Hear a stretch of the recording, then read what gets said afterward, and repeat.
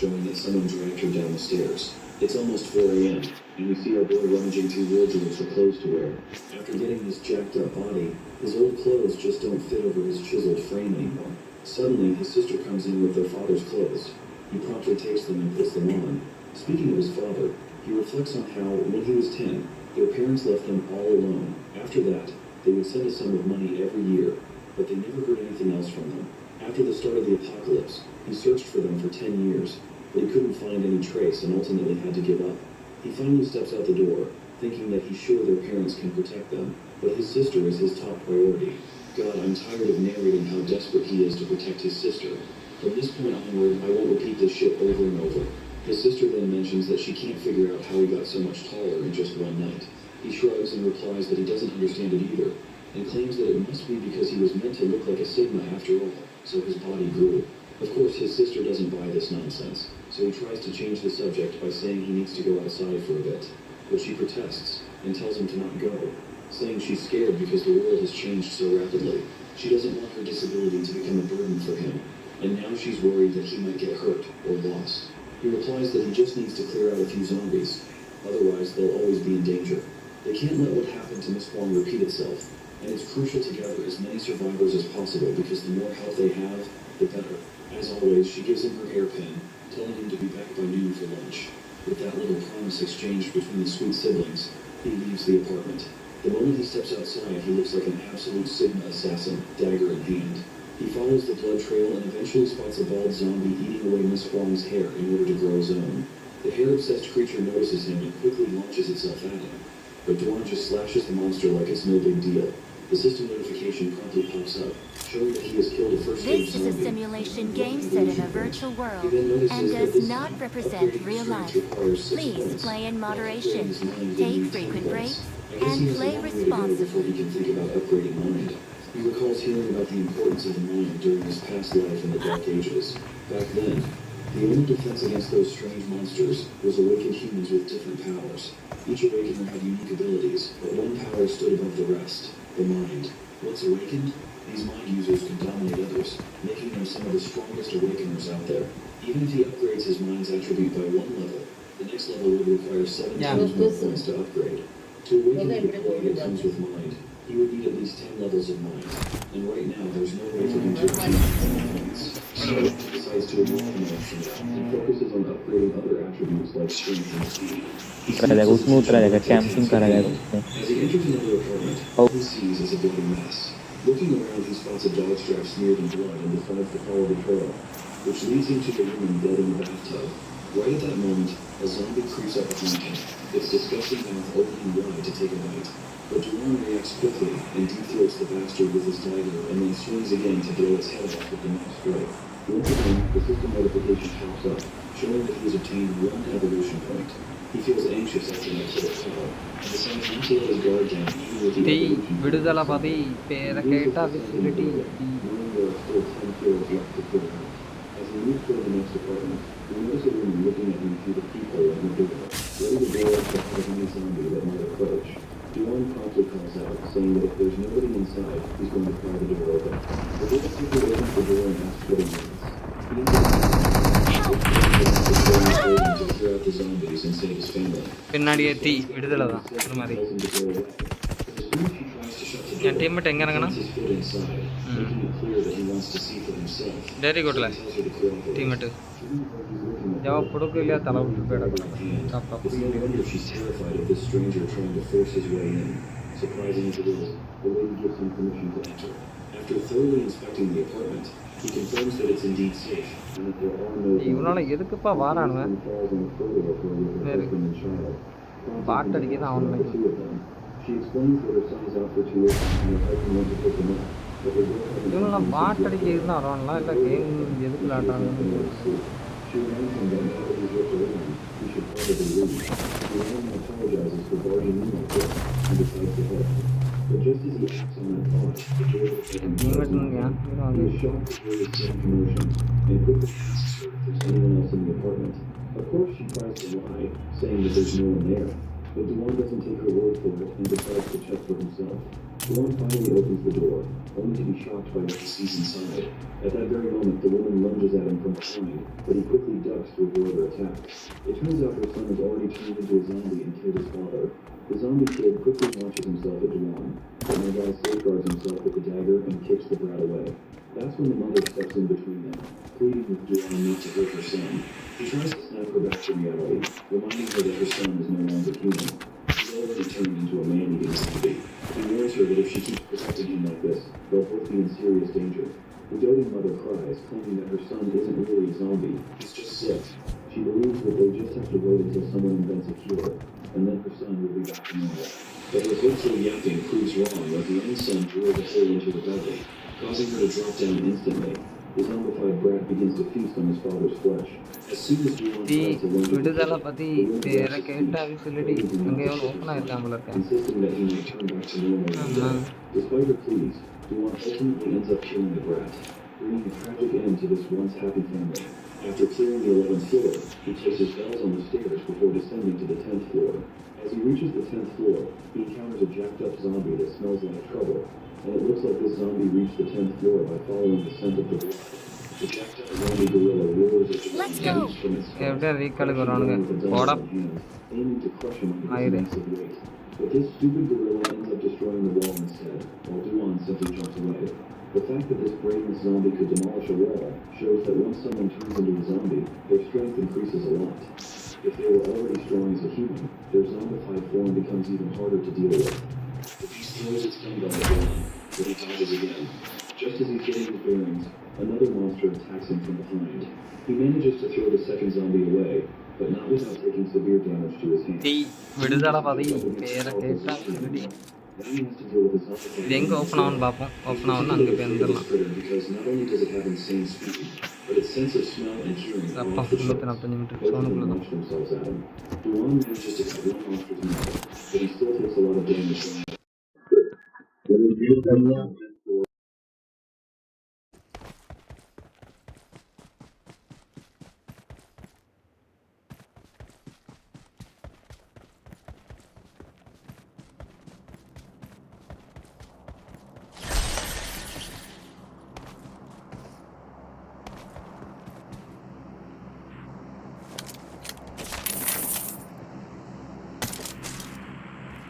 Right then, the dog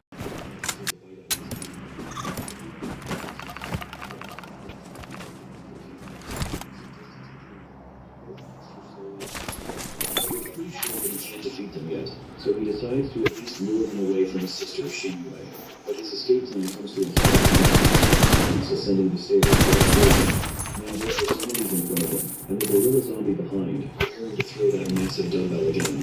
The dumbbell zombie charges forward and throws the weight so hard that it obliterates every zombie in its path. Heads are smashed, and blood splatters everywhere. It looks like this was part of our விடுதலை plan, பற்றி and he simply slips inside one of the apartment rooms right away. The room Dawn entered looks like it belongs to a dedicated anime fan. இந்த பைத்தியக்காரனில் வச்சுட்டு நான் என்ன செய்யுது And posters of an anime girl. இது open பண்ணணும்னு கூட தெரியாமல் இருக்கேன். Dawn can't shake off the nagging thought of why he hasn't received recompense despite taking down so many zombies. He wonders if it's because he didn't land the finishing blow. What worries him the most is how quickly the zombies are evolving. Their strength is already almost past the first stage, and the rate of evolution seems different from last time. Just then, both monsters burst into the room, searching for him. The dumbbell gorilla spots him and swings its punch, drilling a hole right through his ear. Dawn gets plopped down to the level below him and takes a blow. As he lies there, surrounded by debris, he contemplates whether this is how he's going to die. எனக்கு வர teammate மட்டும் பாட்டாவே இருக்கானுங்க. Even ஏன் after தெரியல. regressing, he thought he could make up for his past mistakes. But now it seems like someone like him will always remain trash. But Dawn quickly snaps back to reality, because he has a family to protect. He stands up and quickly slices through the nearby zombies. After taking down 2 of them, he now has 5 evolution points. Without hesitation, he puts those points into his speed attribute. He leaves the room and finds a plethora of brainless zombies, and let's be real, they're nothing more than fodder for him. He dashes through them, slitting their throats as he goes. With his newly earned points, he adds 6 points into his strength. He is ascending as fast as he can, all to protect his sister. Meanwhile, at the apartment door, Shinwei hears knocking and wonders if it's her brother. She tries to call his brother, but when there's no response, she begins to worry, fearing that he might be in danger. So she musters up some courage and approaches the door, her hands trembling as she reaches the handle. Outside the apartment, two zombies lurk, waiting for Zinue to open the door. As soon as she does, Duan rushes into the scene, not wasting a moment before slicing down both zombies with expert precision. Xinyu's eyes widen and quickly slams the door shut. Glad is what her brother speaks up, assuring her that everything is fine. But just as he says this, the number zombie finally turns the cell door, and Duan knows that shit is about to get real, so he warns Zinue to never open the door again. With his focus now on a new threat, Duan channels his godlike speed and strength, slicing through the oversized zombie's leg in one quick dash. Next, he turns his attention to the dog-like monster. In a stunning display of skill, he throws his dagger with rapid speed and obliterates the creature with a single throw. He then performs a series of backflips, landing right on top of the hulking zombie. After thrusting the bastard's face into the ground, he jumps away and retrieves his dagger back. The zombie charges at him again, even after all that beating, but my guy is out of it. He thrusts his dagger into the zombie's chest and moves it around so fast that he practically slices the thing into 1,000 pieces. The system window promptly pops up, showing that he has 6 stage zombies and only 6 evolution points. After this little victory, he is now sure that he's not just some trash who runs away from danger anymore. But he still has a long way to go, especially since there is not much time left until the zombies enter the 20th evolution stage. At that time, zombies will rapidly die. With that, he heads down on the lower floors and starts clearing a good chunk of points. After clearing the entire building, he finally outside. When he notices the sun shining brightly, he realizes that it's already afternoon. He decides he should head back home if he doesn't want to upset his little sister, as he had promised to return by noon. Once he gets home, he takes a refreshing shower while opening his system window. He strategically tells the system to level up his speed and detection attributes. Now it's almost 9 p.m. and he walks over to his sister.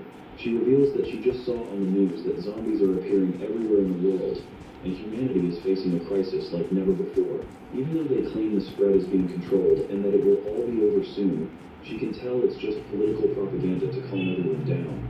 She's sure that after everything that's happened, there's no way it'll end so easily.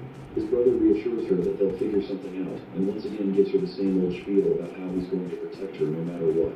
She then says she's worried she might drag him down, and sometimes she wishes she could walk again. He reassures her not to worry, promising that he'll have the chance to stand again. But his sister reminds him that it's not possible, so he doesn't need to say this just to comfort her. In truth, he's speaking from experience, and he's definitely not just trying to comfort her. He thinks to himself that if she awakens powers, she can walk again. He then reveals to us that a meteor shower is about to happen, which will be a turning point for humanity. You see, in his past life, after the revelation happened, the zombies started to evolve. The reason for their evolution was this very meteor shower. They both look up at the sky, and he feels overwhelmed knowing that the thing that could change humanity's fate is finally here. These meteors radiate a special type of energy that spreads to the zombies, and once that energy accumulates in their bodies, they turn into genetic cores. Eating these genetic cores can force a normal human to awaken superpowers. His main plan is to gather a bunch of these cores and have a bunch of people eat them in order to save the humanity. These giant meteors begin to descend from the sky, and chaos erupts throughout the city. While the girl is absolutely blown away by the magnificent sight, my guy is busy calculating their landing positions. One of the meteors just landed not too far from where they are, only 16 kilometers away. He plans to head there tomorrow morning to grab a meteorite early on for Bgmi. Suddenly, he notices his core beginning to freeze up, which might mean that Cigarette has already started absorbing the meteorite's energy. This brings a smile to his face, and he tells his sister that she might be able to stand up soon. The next day arrives, and the entire city is covered in smoke and rubble. Duan looks prepared to face whatever's out there, but his sister isn't so sure he should risk going out into the danger like this. He reminds her that this is incredibly important, not just for her, but for humanity. He has to do this, and he promises once again that she'll be able to stand soon. She still looks worried, so he tosses her a walkie-talkie he found in one of the apartments, and tells her that he can communicate through it. With that, he takes the lift down to the ground floor. Just as he's descending, his sister calls out to him through the walkie-talkie, apologizing for not believing in him. She feels bad that he's always trying to protect her, yet she's always complaining. But he reassures her in return, telling her he understands her situation. Once he reaches the ground floor, he tells her he's about to head out, but she quickly tells him to check his pockets. Of course, it's her hairpin, a little reminder for him to come back home safely, though for some reason, it now looks like a cross. Once he steps out of the lift, he makes his way through the rubble in the city. That's when he spots a zombie trapped inside a car. Another zombie then bursts through the rubble, and he quickly leaps over the car and takes both zombies down with ease. Elsewhere in the city, we see some soldiers reporting to their senior officer that the zombies at the west gate have already been dealt with by Team Sia. One of the soldiers points out that there seem to be fewer zombies since that mysterious meteor shower last night. That is when one of her juniors approaches her timidly and informs her that Soldier Lee reported the zombies at the west door have been eliminated, and they're awaiting further orders. The woman, who goes by the name Sia, instructs her junior to tell the soldiers to continue patrolling but then the girl delivers some troubling news, revealing that Mr. Huang wants to go back to his company. This guy seems genuinely upset. He's stuck here and wants to head back to safety. That's when G grabs him by the collar and tells him to think about the situation before he speaks. She reminds him that she's not his personal bodyguard. She's a police officer, and going out right now would be suicidal. If he wants to live, he better wait. She asks him if he understood, but the guy doesn't respond right away, so she gives him a death glare to drive her point home. He starts to tremble in fear. The guy sitting next to Mr. Huang agrees that they'll follow her orders, but begs her not to throw daggers with her sharp glares because she's really terrifying.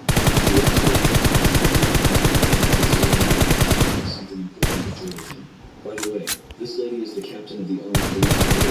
When the apocalypse happened, so they are now trapped in the city. This junior goes by the name Shaolin Ling. She believes that she was doing holiday work far from home when the apocalypse hit, and she was rescued by Jeff K. Now she travels with her to the television. Meanwhile, the guy who agreed to follow Officer Zia's orders twists his face into a sadistic grin and says he'll turn into a stray cat one day. By the way, let's give this book a red name and call him Lizard Face from now on. The scene then transitions outside, and it looks like we are nearing the spot where the giant meteor landed, and all the zombies are heading in that direction, which explains why the soldiers are seeing fewer monsters. Meanwhile, our guy, who's also heading toward the meteor crash site, is annoyed that as he gets closer, the number of zombies is increasing. But he doesn't complain too much because every kill earns him precious evolution points. Finally, the meteorite is right before his eyes, and he can see the energy radiating from it. He could approach it right away, but he doesn't want to act rashly, especially since he doesn't know much about these meteors. He jumps onto the tallest building and looks through his scope, and spots a meteor shard inside the crash site. Right next to it. Strangely, the zombie seems completely uninterested in the shard. He inside the hall and wonders if this zombie is no ordinary one. Since he does not have much time for sightseeing, he plans to grab the shard and leave before the zombie absorbs it, especially with more zombies showing up. As he dashes down toward the shard, he passes by burning zombies that look like they were struck by the meteor shower. Once he approaches the lift, he tries to pierce that zombie inside the hole with his weapon, but the moment his head is well, it looks like the zombie isn't an ordinary one after all. Suddenly, the zombie grows these weird ears and patterns. Hi Vijay bro, big fan Rolex, Ullava Rolex, Rolex. அவரோட team down முட்டா மயிரா இருக்கானுங்க உள்ள வாங்க.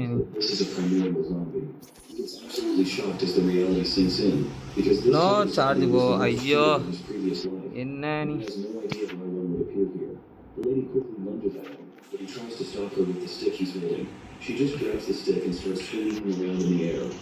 நான் தீப்பட்டு சமட்டிடலாம்னு நினைச்சீங்கல்ல. But he quickly pulls out his dagger and slashes through them like it's no big deal. We learn that primordial zombies have unique attack abilities, and their speed and strength grow over time. It's like they were born for battle. He's not sure. Okay, charge போட்டு வச்சுக்க. இன்னைக்கு தவுக்குறோம். இன்னைக்கு அவ்வளோ விடக்கூடாது, எவனா இருந்தாலும் விடக்கூடாது.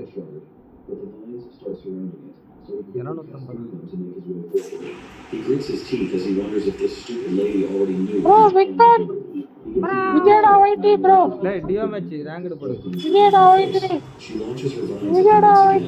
Vijay wait. Ingada vai. Ranked la poi enna panna poringa. Rank push. Dio rank push. Dio squad. நல்லா rank push பண்ணுவீங்க. அடுத்த சீசனுக்கு இந்த சீசனே எப்பவுமே தவுத்தாதான் தவுக்கணும். எவ்வளவு பைசா கிடைக்கும் விஜய்? நானும் வரேன். ஒரு 50,000 தரேன் இருக்கானே. அண்ணா கட்டி வருவாங்க 50,000. என்ன கதை? எனக்கு எவ்வளவு தருவ சொல்லு. ஆளுக்கு 50,000 எனக்கு ஒரு 10,000 பணம் யார் தர அப்படி ஆளுக்கு 50,000 யார்ட்டே கேட்க வேண்டியதான். தந்துட்டு தான் ஒரு வேலை பார்ப்பேன். இல்ல இந்த டாப் 100க்கு நாங்க புஷ் பண்றோம். This is a simulation game set in a virtual world and does எங்க not திறமையை சோதிக்கிறதுக்கு ஒரு வழி. represent real life. Please play in moderation. Take frequent Wow. breaks and play responsibly. எங்க திறமை. हेलो हेलो भाई हेलो भाई hi bro hi bro. भाई outfit कितने में निकला சொல்லு भाई விஜய் அந்த டாப் போட்டு நிக்கல போறேன். भाई. டாப் கொண்டு போய். यार बहुत भैया ஆ यार 5 से निकल गया டாப் போட்டு போறேன். ஆ 10 பைசா நிக்கல. கமிஷன் தருவாங்க.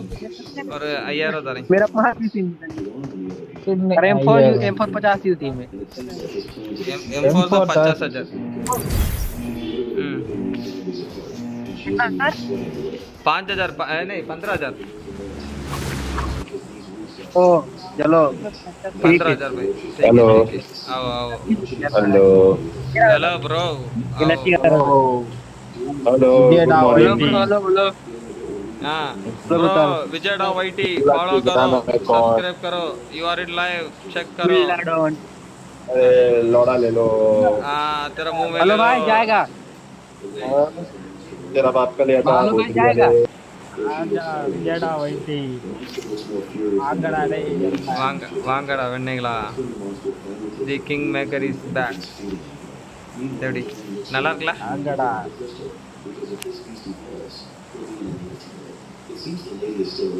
ஆஜா ஆஜா ஆஜா ஆஜா. விஜயடா வைட்டி ப்ரோ நீ தான் கால் பண்ணு.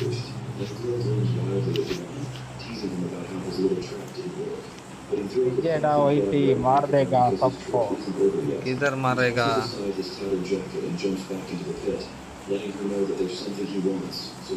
आजा आजा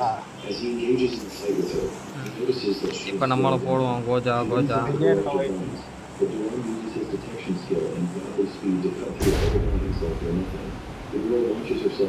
गाली कई कुतला ஏக்கு ஒருத்தன் அவ்வளோத்துல திராணி எவனுக்கும் கிடையாது கை குத்து போடுற அளவுக்கு. அடிப்பானுங்க த கிங் மேக்கர் இஸ் பேக்ன்ட்டு பதுங்கிறான. ஏய் இவன் தான் பதுங்கிறானல ராஜா. என்ன பார்த்தோன்னா மண்டி போடுவான பாரு. மற்ற கட்டாப்பா பார்த்துருக்கியா? கட்டாப்பா நான் உங்கள் பிள்ளையை தலையில் காய் நீ மண்டி போட போற அது மட்டும் தெரியும்.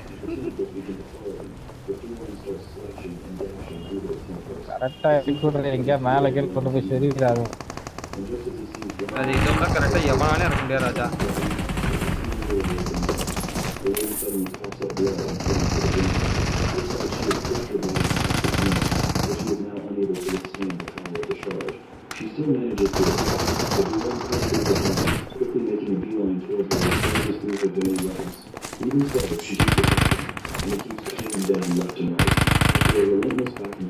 The girl is finally exhausted, and Juan delivers the finishing blow.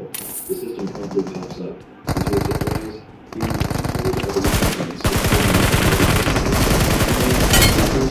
he lost and slips it back into his pocket.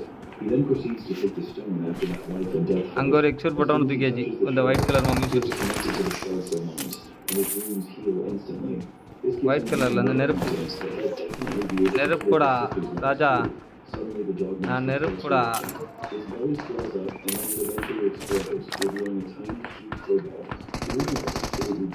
வாங்கிட்டு ராஜா. He quickly deduces that before the mother died, the young one must have absorbed all the power and tips.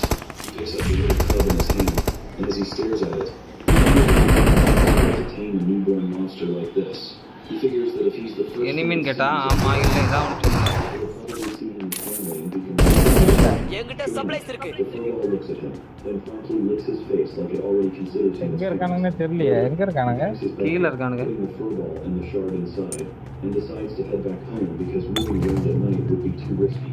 It's 7 p.m. as he makes his way through the city. The energy radiating from the shard spreads out, attracting every monster nearby. எங்க இருக்கானே தெரியாம தான் இது போட்டுருக்கேன் மாலி. Energy from the surrounding zombies is thickening. He knows it's only a matter of time before these zombies start evolving because of the shard's energy. Suddenly, ஏன்னா பெட்டிலாம் கிடக்க begins to crumble. நான் அவனை இறங்குறான் He பாரு jump around to find his way. He grits his Paathuko. teeth, frustrated that he took a remote path but still got discovered by a monster. Just then, a swarm of mutated rats comes into the city, and he starts to lose it because these creatures are some of the hardest to deal with. They all start attacking him, clearly after the meteorite shard. He kicks one of the monsters away and leaps over a light pole, searching for a safe place to hide. The scene then transitions to somewhere in the city, where we see that same officer, Zia K, and that uni student, and Zia Ling Ling. The student suggests உள்ள for இருக்காம்ல us to take a break, but the lady insists she's fine and tells Soldier Lee and the others to rest first. Suddenly, she spots a survivor running in their direction, and quickly instructs her junior to wake up Soldier Lee and his men to prepare to set off, as the survivor is nearby. Of course, it's our guy, dashing so fast it's hard to believe. The officer recognizes meanwhile, Duan plans to hide in the same factory where the officer and her crew are staying. He finally makes it through the factory gates, saving himself just in the nick of time. 2 kilo அம்சா It's hilarious to see their Oh, knock it. that go through solid இல்லையே. வரல. breakthrough the Amsa iron door. He steps into the parking வா lot மேல வா and takes a moment to catch his breath. He knows that அதே கீழே போகாத loot he அடிச்சு has பாரு the shard with him. The monsters will continue to chase him. He just needs to make it through the night and wait for the sun to rise. But when he opens his bag, he notices that the shard is gone, ராஜா டக்குன்னு மேல வா leaving him momentarily shocked. He wonders if he might have dropped it. எப்படி வர்றதுன்னு தெரியல அது இது சைடுல ஏறி வா Wouldn't have been chasing him if he இந்த had சைடுல ஓடி ஏறி வா Watch The out! only explanation that comes to mind is that Goldie, his new pet, Ada must air have absorbed it. Right on cue, a system notification appears, stating that the decomposition of gene energy is complete, and the absorption process will start in a moment. As if it's being torn apart. He screams in pain, and then a burst முன்னாடி of ஒருத்தன் energy இறங்கினான் அதை explodes பார்க்கல from his body. At that exact moment, the mutated rats smash through the wall and make their grand entrance into the parking lot. Duan glances at the rats with his exhausted body, barely able to move an inch. Raja He உள்ள knows he's in no condition to fight, but the rats are not waiting for him to recover, and charges at him right away. His vision blurs with his eyes being closed, and his consciousness fades. ராஜா உள்ள அவளை Before recall the எடுத்துரும் rats can reach him, Goldie immediately steps forward and radiates Wait, where are energy in order to protect his master. The little furball launches itself at the rats, clearing them out of the place in no time. While Goldie is busy, நான் recall எடுக்க டக்குன்னு வா tries to sneak up on Duan, but that's when the bullet appears to Open tear பண்ணிட்டேன் through the overgrown rat's mouth. And of course, the one who made that shot is none other than one of the soldiers standing nearby. One of the Vijay. soldiers quickly places Duan over their shoulder while the other covers them, taking down more of the monsters. As they move, one soldier asks officers recall எடுத்தாச்சு 8 அவளையும் மட்டும் தான் to இருக்கு the bunker so quickly is really அது 8 அவளையும் இந்த கண்ணம் தாரானோ especially if there's a chance he could have been bitten by a zombie. The girl reminds him they can't just leave a survivor out there. They're quarantining and absorb him, just to be safe. Officer Xia then tells the soldier to return back, and he agrees without hesitation. Once they retreat with Duan, the shutter slams down, leaving these creepy suckers on the other side of the shutter. Raja Meanwhile, அம்சானா our little furball is still out there, taking on those rats and zombies all by itself. The scene then transitions back to that creepy shrine, where creepy statues seem to be giving Duan some kind of power. But there's only one day left for the end. Right at that moment, Duan starts coming back to his senses. There was இங்க வந்துட்டான் முன்னாடி விஜய் போனா danger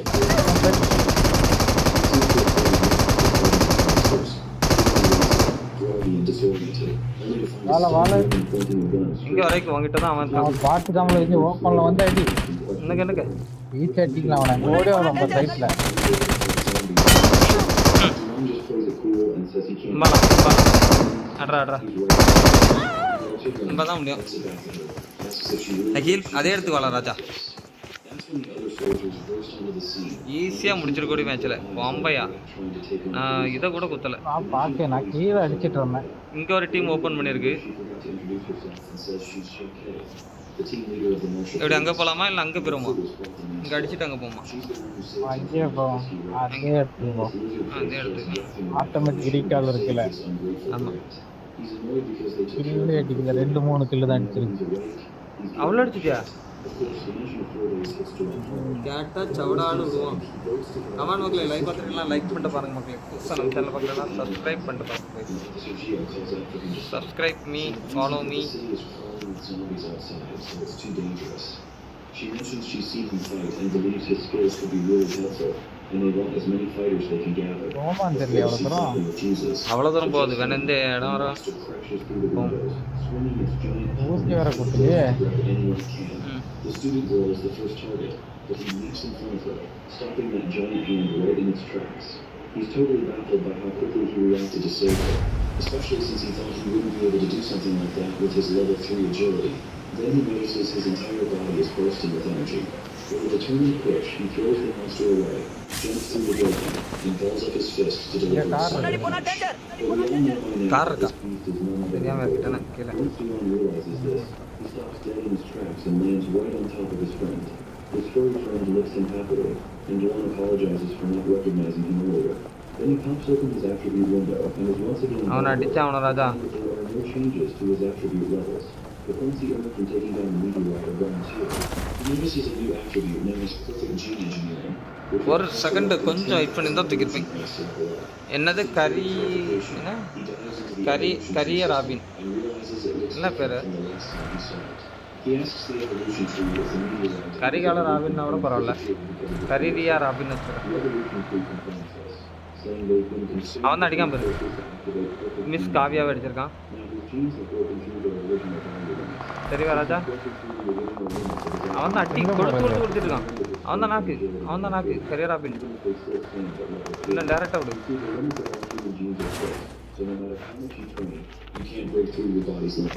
He personally witnessed this issue in his previous life. To break through his own limits, an A-class warrior would need to run great risks, and in the end, that warrior lost his life because of it. The barrier that hinders human evolution is called genetic shackles. Now that he can break through these shackles, it means he can improve infinitely. Of course, it will still require a lot of points, but he's confident he can manage that. Later, when he returns to the others at the factory, they're bewildered to see him casually sitting on top of the monster. He jumps down and reassures them that it's just his pet. He explains that it used to be small and cute, but it's grown enormous from eating too many zombies lately, and it only attacked them because it thought they were trying to harm its master. Of course, Officer Zia finds it ridiculous that he's keeping a monster as a pet. My guy just laughs it off, saying, "It's a long story, but I'll explain everything when the time's right." Right now, though, he points out they have more urgent issues to deal with, such as this large number of zombies who are marching toward the factory after hearing the commotion. The soldiers panic. With their current firepower, they can't possibly be in the They need to move. He reminds them that there's nowhere else to go, as this factory was the only safe place. எத்தனை வாட்டில் சாவான் அந்த டீக்கு 3 வாட்டி செத்துருக்கான்டா அதோட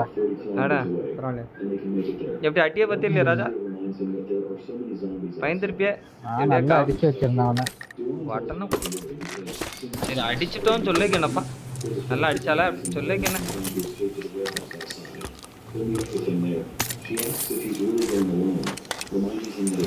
வட்டணும் கொத்தி விட மாட்டாம குண்டி கட்டி வந்துடும் போல இருக்கு With that, he storms out of the factory with his furry buddy. The others worry about him, concerned he might get in serious trouble. But the officer shows confidence, saying this guy isn't messing around. He actually has some seriously good skills. As Duran gets closer to the zombie horde, he grabs a nearby stop sign to use as a weapon. இன்னைக்கு விஜய் அவ்வளவு சீக்கிரமா இட போடாத ராஜா. Fighting that many zombies barehanded would still be risky. Once armed, he swings the stop sign and smashes அந்த பையன் அடிக்க தொடங்குனா ரெண்டு பேர் எங்க Sure enough, the brainless monsters fall right into இங்க கேம் எடுத்துட்டு போனா Shell, watching from the factory, calls him crazy for drawing the zombies toward him. She quickly orders everyone to grab their belongings because they're setting off immediately as they gotta stick to the original plan. Duan smiles as he turns to his furry buddy and tells him to hang back. He wants to test his abilities and farm as many sweet evolution points as he can. The four beasts just whimpers, disappointed that it won't get to join the action. As the zombies shuffle toward him, he reflects on how his past self would have never stood a chance against so many of them. But now he feels like he's been reborn after unlocking his perfect gene engineering attribute. இப்ப ரெண்டாம் வந்ததா இருக்கு Eager to grab those sweet evolution points all for himself. He swings the stop sign, and just as expected, all the zombies in his range lose their heads in an instant. He can feel a noticeable increase in his strength, so he keeps obliterating zombies left and right. But then a mini-boss from this way appears. டியோல நம்ம power எப்படி இருக்கு ஜம்மன் இருக்கு It's the lowest awakened level. என்ன அடிச்சு விட்டானே எனக்கு என்கிட்ட எனிமில விஜய் நான் செக் பின்னாடியே தான் இருக்கேன் எங்க இருக்கான் நீ கீழ இருக்கே வேண்டியா actually has an Raja He's இவனை not தான் முன்னாடி complaining அடிச்சு விட்டேன். because this monster is just a perfect sandbag. Mummy செத்து தானே. அவன் ட்ரெஸ் எடுக்க முடியுமா என்ன? எடுக்க முடியும் என்னால. எடுக்க முடியும். ஒன்றாவே எடுக்க என்கிட்ட சப்ளைஸ் இருக்கு. வேற லெவல். ராஜா எப்படி இருக்கு? சி விடுதலாம் பத்தி கேட்டா நீ இந்த ட்ரெஸ் எடு. நாக்கல. I got supplies. எங்க இருக்கு ட்ரெஸ் இல்லையா எங்க இந்த ட்ரெஸ் இருக்கு. If they stick around, they're just going to end up as zombie chow. One of the soldiers tells him to keep his voice down. என்ன ஒருத்த மட்டும் எங்க இருக்கான்? இந்த Finally, Officer Zia snaps at him, telling him to shut the hell up. She commands Soldier Lee to shut this guy's trap because if he attracts இந்த dress அழகா எரிஞ்சிட்டு இருக்குல. ஜம்மன் இருக்கு. And not surprisingly, old Soldier Lee kind of agrees with Lizardface. He says they should leave as soon as possible before they end up as zombie dinner. He raises a valid point that they have no way to confirm if the one is still alive or if he's already run off. Besides, if he does make it and doesn't அவன் நினைச்சிருப்பான் he'll head to the bunker on his own. இவன் தான் அப்பவும் அடிச்சான் என்ன. A heavy silence falls over the room. ஆனா அவன் நல்லா அடி கொடுத்தான். The old man's words எங்க Officer நீ எங்க இருக்கா? gives in, saying she'll go out to confirm whether Duan is alive. If he doesn't return within 30 minutes, she instructs old Lee to lead everyone to the bunker. The soldier is bewildered to hear this, and then thinks that it's way too dangerous for her to go in.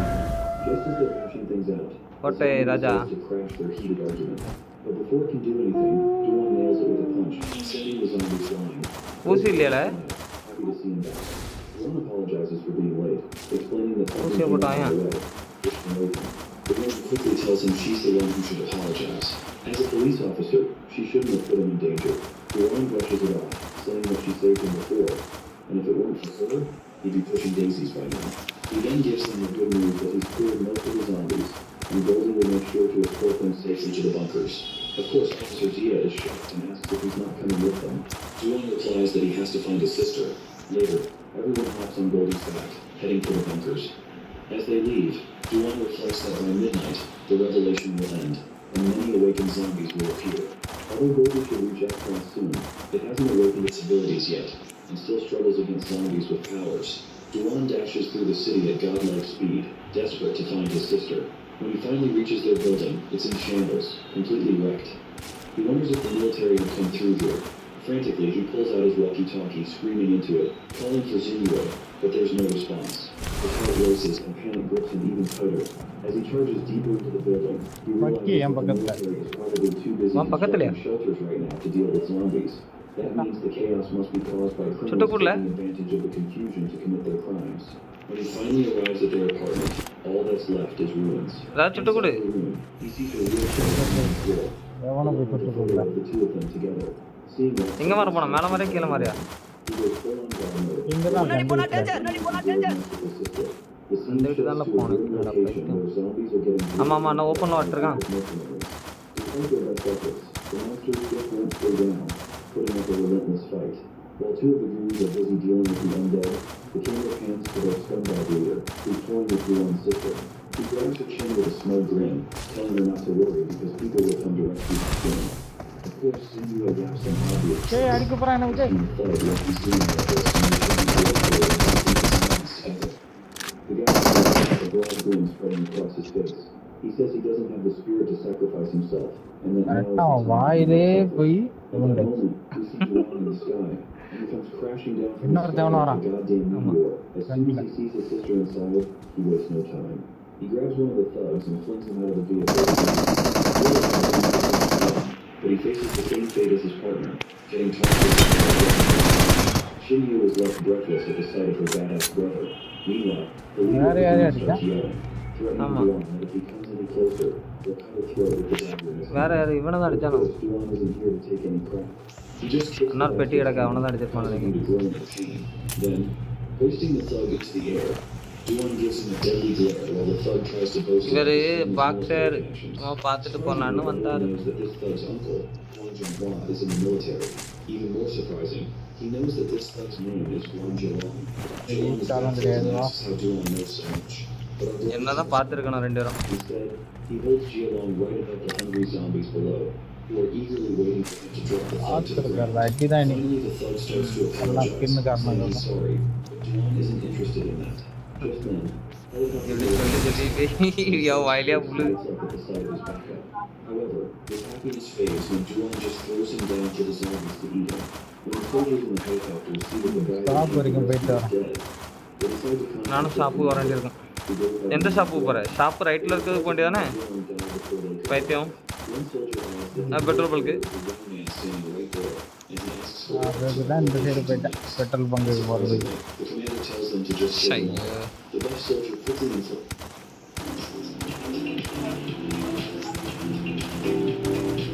O petrol bulk எங்க இருக்குன்னு தெரியாம தான் போனியா?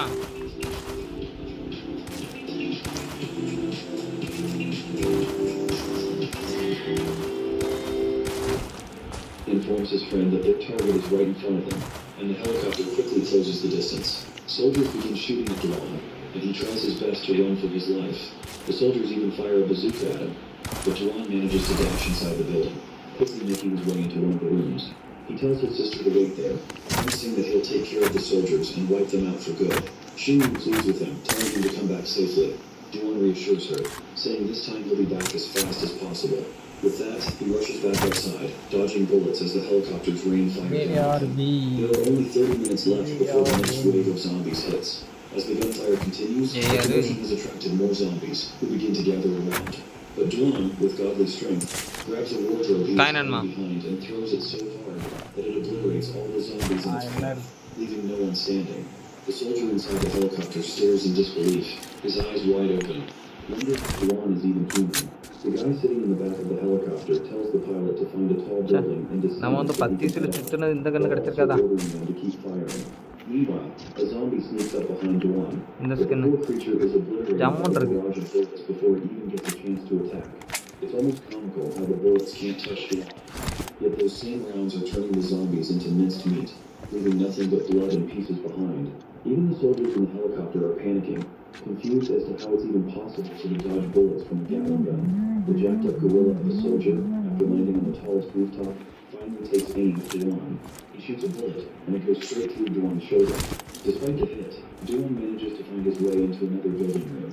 The gorilla soldier reports to his team that Duan is wounded, and that the scent of his blood will attract zombies. They'll be able to track him by watching where the zombies gather. Meanwhile, the gorilla is shocked. He's never missed a shot in his life, but this time he barely grazed his target. He's reacting fast enough to dodge even his most precise shots. Meanwhile, Duan is continuously bleeding, and the more he stays in one spot, the more zombies gather around him. Suddenly, someone fires another bazooka shot, blowing apart.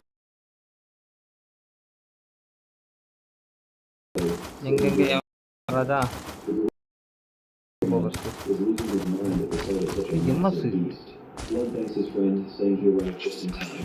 Now he wonders what they should do to reach the helicopter. But his worries seem unwarranted because right at that moment, Duan hops onto Goldie's back, and they crash directly into one of the helicopters, taking it out of the fight. The pilot of the second helicopter is sweating his balls as he finds it hard to believe that this monster can withstand the Gatling gun's firepower.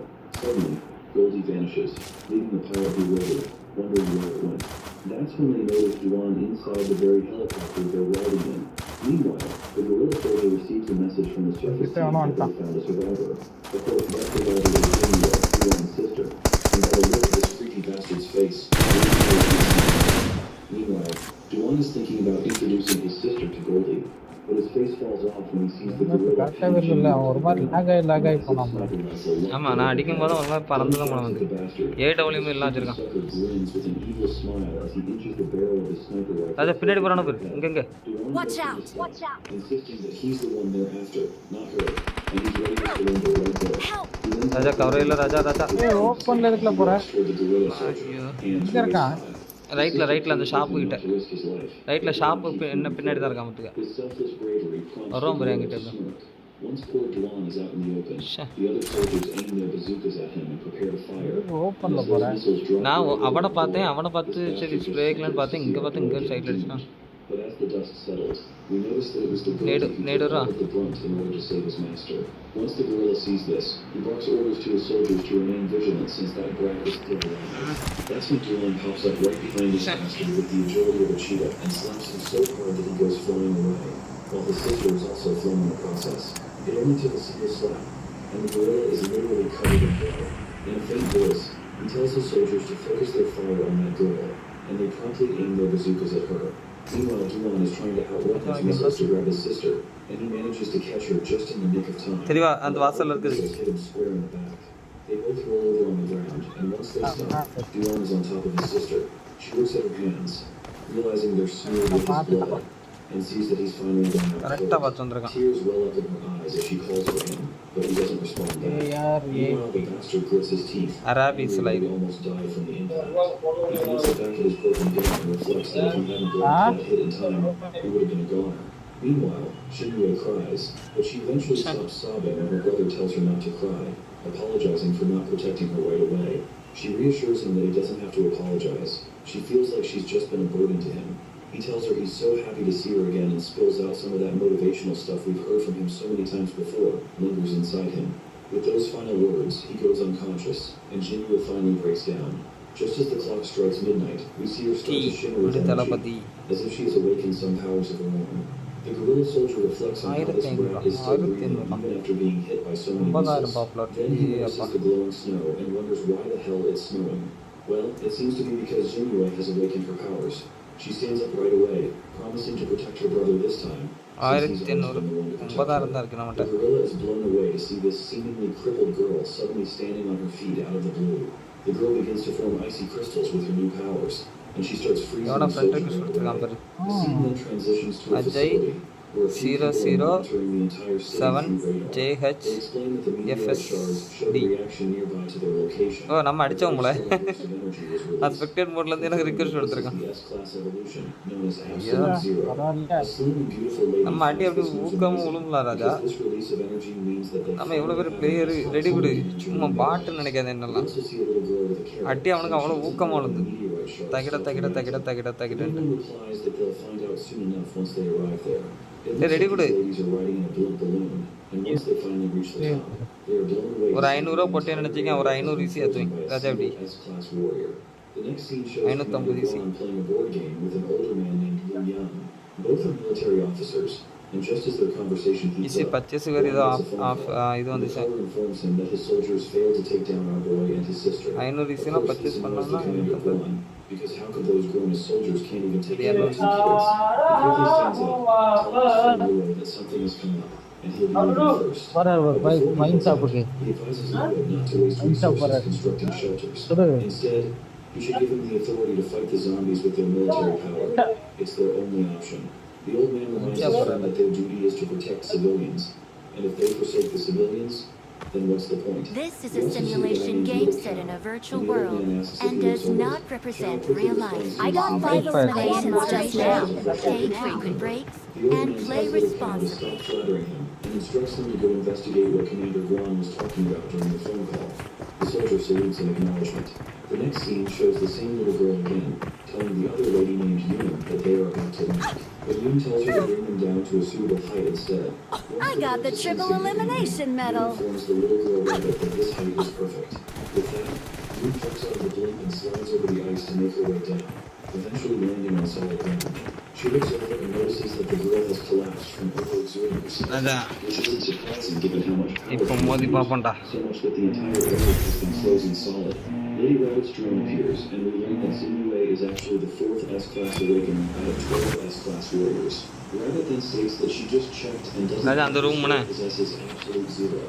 Since Absolute Zero was detected அது in room போ. mutations, Unix believes that since this girl is an S-class, she is also linked to the meteorite, so ஏய் வரல. Game விளையாடுறோம் நம்ம போ with that, Hey. we proceed to walk away with Shinrei. Yeah. And the battle behind. Meanwhile, we see that the weapons begin to shimmer, and a true evolution அது takes ஒன்று place. தான் பண்ணிட்டு The bombs begin to spread throughout the area, and system unification reveals that level 1 authority has been activated. The mission of God construction has started, and evolution will now begin. I have no clue what that even means, but let's see what happens next. These vines sniff through the surroundings, and once they find the zombies, they சாப்பிட்டு let காடும் them. खाना खाएगा Using the red substance हाथ from में their bodies, जाएगा all the liquid flows back to the என்னல body. காணா காயகா பாத் में जाएगा अंटड़गा His heart, which starts to beat faster than ever. Before we can figure out what's going on, the scene transitions to the office of the same commander, the old man Liu Yang. Chow promptly and shows the old man Chow reveals that Commander Guan had sent his troops to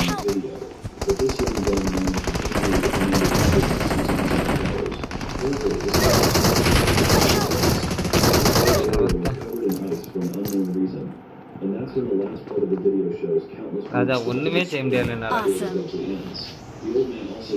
அங்க பேர் ராஜா, இங்க பேரு ராஜா. Mic on பண்றது தயவுசெய்து சோதிக்காத. கண்ணை வச்சுட்டு பாட்டு கணக்காவே அடி வாங்கி Javia.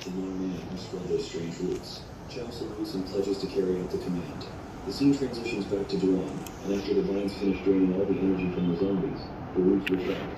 The system Hey, Raja. killed a bunch of zombies and earned 999 evolution points, which have been automatically distributed. இப்போ இங்க பைசட்டும் கிடையாது எனக்கு கையில. Good job. Appreciate it. Follow me. I am supported.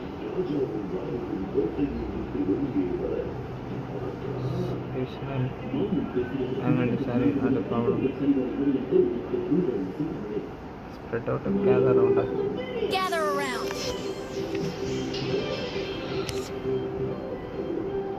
பைத்தியக்கார மைக்கார ஆஃப் பண்ணி வச்சிருக்கானா.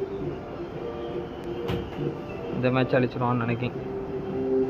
தூமை என்ன அடிச்சு எந்த தூமை பீஸ்ட் கோட்டி. He clearly remembers being hit by guided missiles while trying to protect his sister. Speaking of Jinue, he's bewildered to see that she's missing again. Even more confusing is that the entire area is covered in ice. He quickly leaps around, searching for any sign of her. இல்ல fat தான் இருக்கான். No zombies, no nothing. The place is dead silent. Dawn quickly returns to the evolution tree to seek some answers. He asks the tree what's going on and wonders why he isn't dead and how he's completely unscathed. That's when a deity sends him a message, explaining that he's used his one and only chance to undergo the God construction mission. Hey, enemy na Vijay. He's been revived and has awakened his ability. எங்க இருக்கான்? முன்னாடி போனா danger. சனா நான் உள்ளவே recall பண்ணி. Toxic பாய். அங்க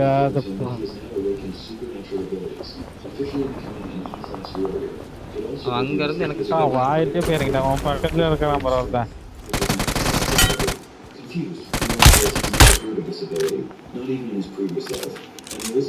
அப்படியே அவனை அடிச்சுட்டு என்ன ரீகால் பண்ணி போன் வந்துட்டு சவுண்ட் கேட்கல. ஆமா நான் தான் போட்டுட்டே இருந்தேன். நான் வரேன். பின்னாடி இருக்கான் பாரு.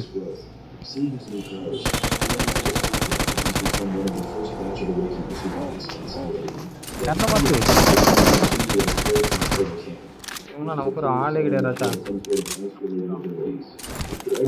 சொன்ன கண்ணை மாத்தேன்னு Please recall me. அப்படி ஆயிட்டோ. அதை உள்ள போய் ரீகால் பண்ணிடுறேன். நான் மட்டும் தான் நீ போய் செத்துருவியே. வேற ஒன்னு ரீகால் பண்ணது யாரு? நான் மட்டும் தான் இருக்கேன்.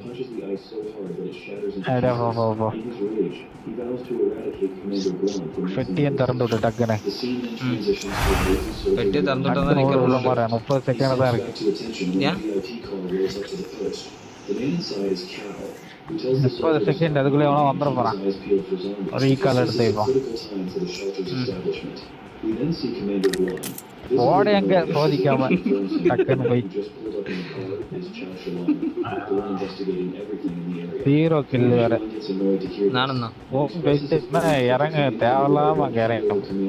நீ மைக் ஆன் பண்ணும். நீ மைக் ஆன் பண்ணாம ஃபோன் பேசிட்டு இருக்குன்னா வேற ஓடுன்ற மைக் ஆன் பண்ணாட்டு. ஆமா அதான் சொல்லுங்க. விளையாடும்போது சின்சியாரிட்டி கடமை கிடமெல்லாம் இருக்கணும் ராஜா. ஓபன் பண்ணு. அப்படியே போய் ரீகால் பண்ணு. ரீகால் பண்ணிடுச்சு. ஓகே ரீகால்லாம் கிடைக்கும்பா. நீ இப்போ ஆளே இல்லை வேற என்ன. டக்குன்னு ஒன்று ரீகால் பண்ண நேரத்தில் அவன் தரவனா அதெல்லாம் வரமாட்டாங்க. வந்தா பார்த்துக்கலாம். இந்த பெட்டியில் தான் வருவா. டக்குன்னு வா. பெட்டிலேருந்து வரா. வேற ஏதோ பெட்டிலேருந்து வந்தாச்சு. மேலே தான் வந்திருக்கா. வா டக்குன்னு வந்து வேண்டி MG3 தந்துருக்கலாம். ஓகே ஓகே MG3 வச்சுக்க. வேற ஏதாவது பலமான கண்ணு கிடைச்சிட்ட உனக்கு. ஆமாம் பேசாம MG3 வந்துறியா. நீ இதை வச்சுக்க. P90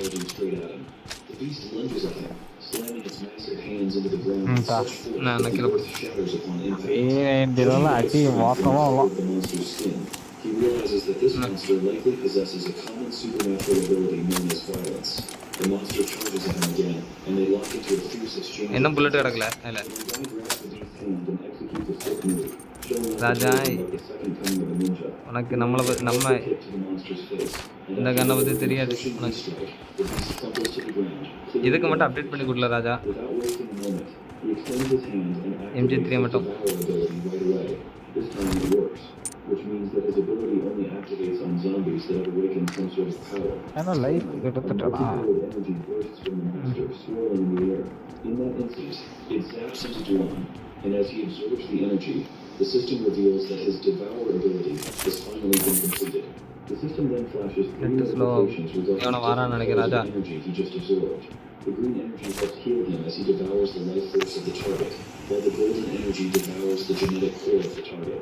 Since the monster had awakened the genetic core, it is broken down and absorbed by the evolution tree. The system explains that the red energy represents a one-time fragment of the time ஆட்டோமேட்டிக்காக வந்துடுவா grasps the purpose of the green and gold energies.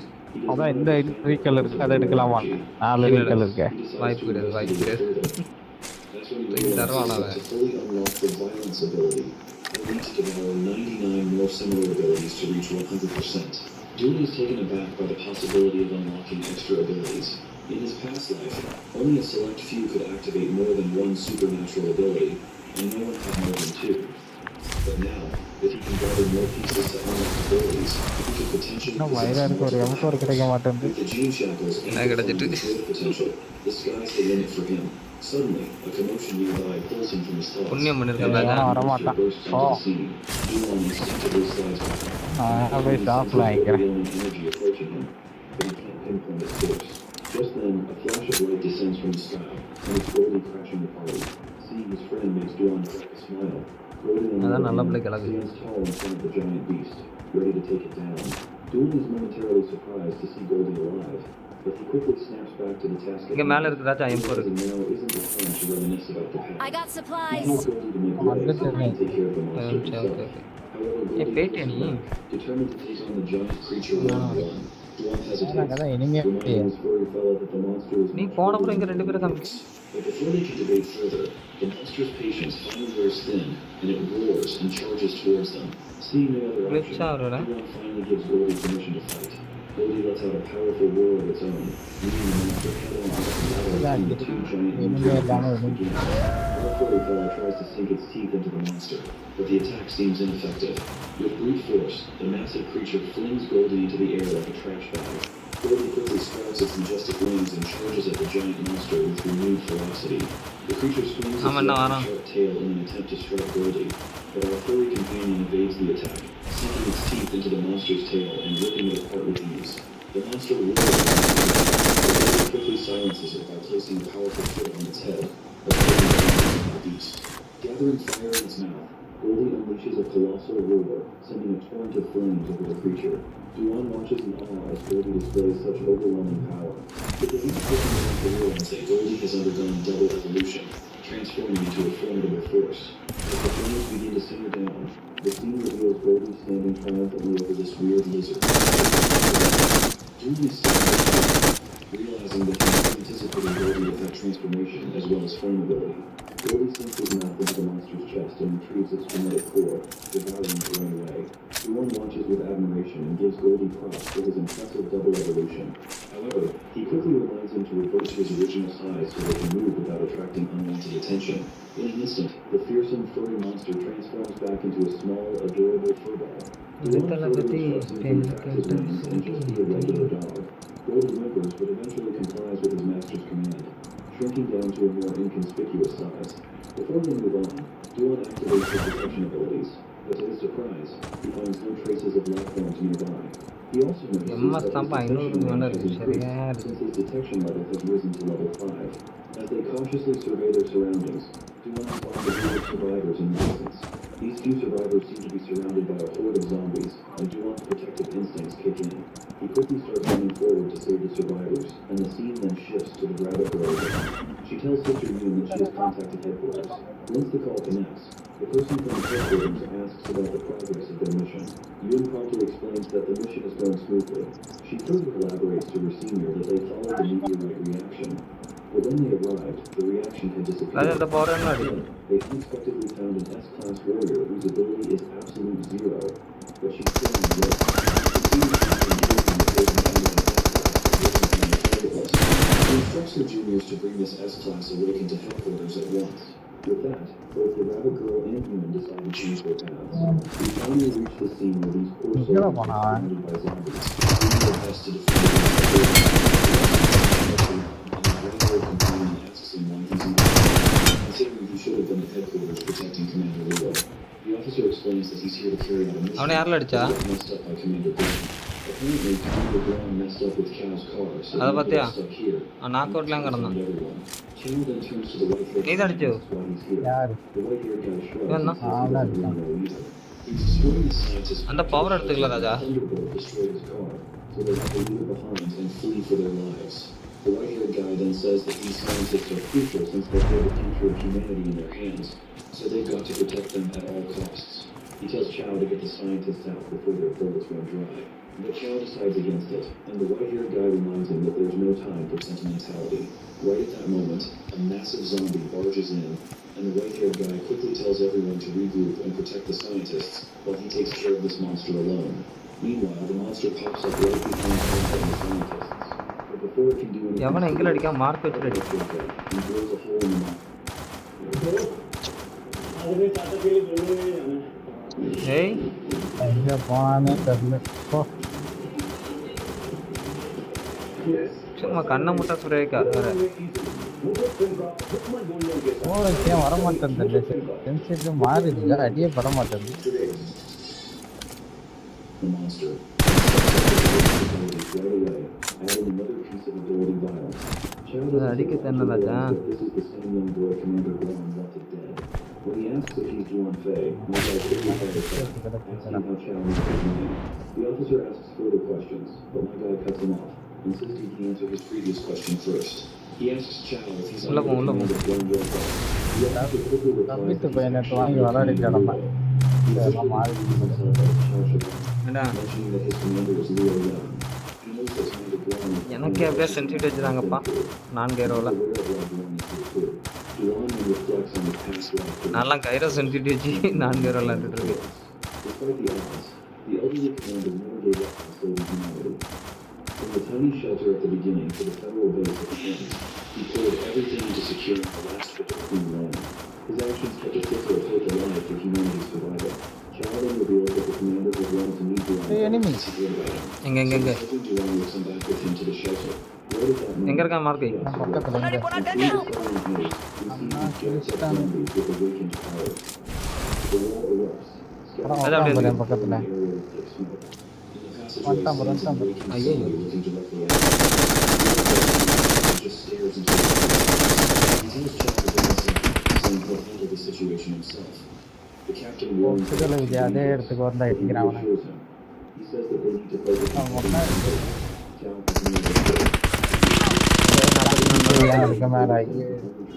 பின்னாடி வந்து முன்னாடி வந்து சுத்திட்டாங்கல ராஜா. அதே எடுத்துக்கல.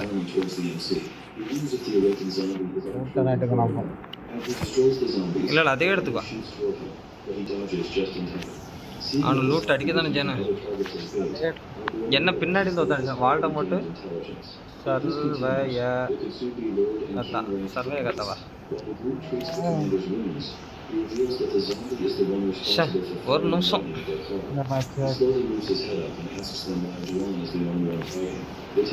நான் கொஞ்சம் படத்து கிடந்து ஸ்மோக்கு போட்டுக்கணுந்தியா. ஸ்மோக்கு ஞாபகமே வர மாட்டேங்குது.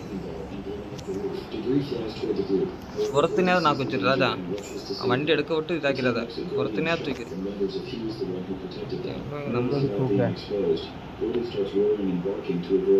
நான் வண்டி விட்டு இறங்கி அடிப்பான்னு நினைச்சேன். நான் வண்டியில் வரும்போதே கவர் வச்சுக்கலாம். The MC pauses, shocked by the zombie's ability to control other awakened creatures. The giant monster hurls a massive boulder at the group, but the MC வண்டி அங்கே தான் எனக்கு. He jumps onto the boulder and strikes the zombie with his dagger. He gets all of his power from attacks, since he knows that the zombies are also evolving quickly. He delivers the final blow, absorbing the zombie's energy. After killing the zombie, he obtains a 1% piece of its violence ability. He then turns to the awakened zombie, declaring it's his turn. The zombie attacks with lightning, effortlessly and moves closer. He activates his absorption skill again and grabs the zombie by its head.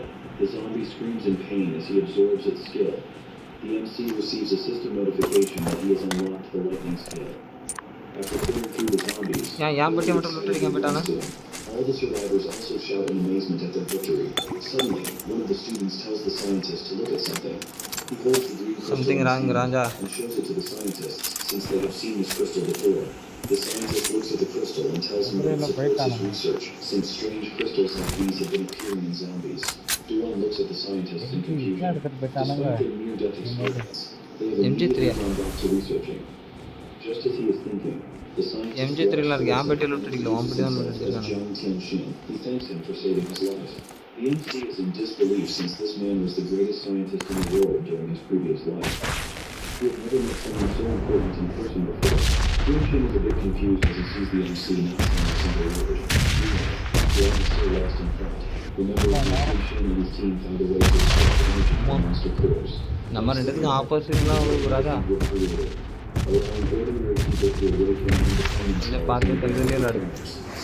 independence is the man who gave humanity the power to fight monsters for peace. The scientist asks him if he wants to shake his hand or not. The MC immediately snaps out of his thoughts and shakes Tianxin's hand. He apologizes and tells him that he got too excited upon meeting him. Tianxin is a bit surprised that the MC knows him. He hears a student calling him and tells him they'll have a proper chat later. He watches as the scientist rushes to his students who are examining the awakened zombie. At the same time, the commander approaches Duan and thanks him for saving everyone. The MC says he's always happy to help and suggests they get the commander out of there as soon as possible since he needs proper medical treatment. The commander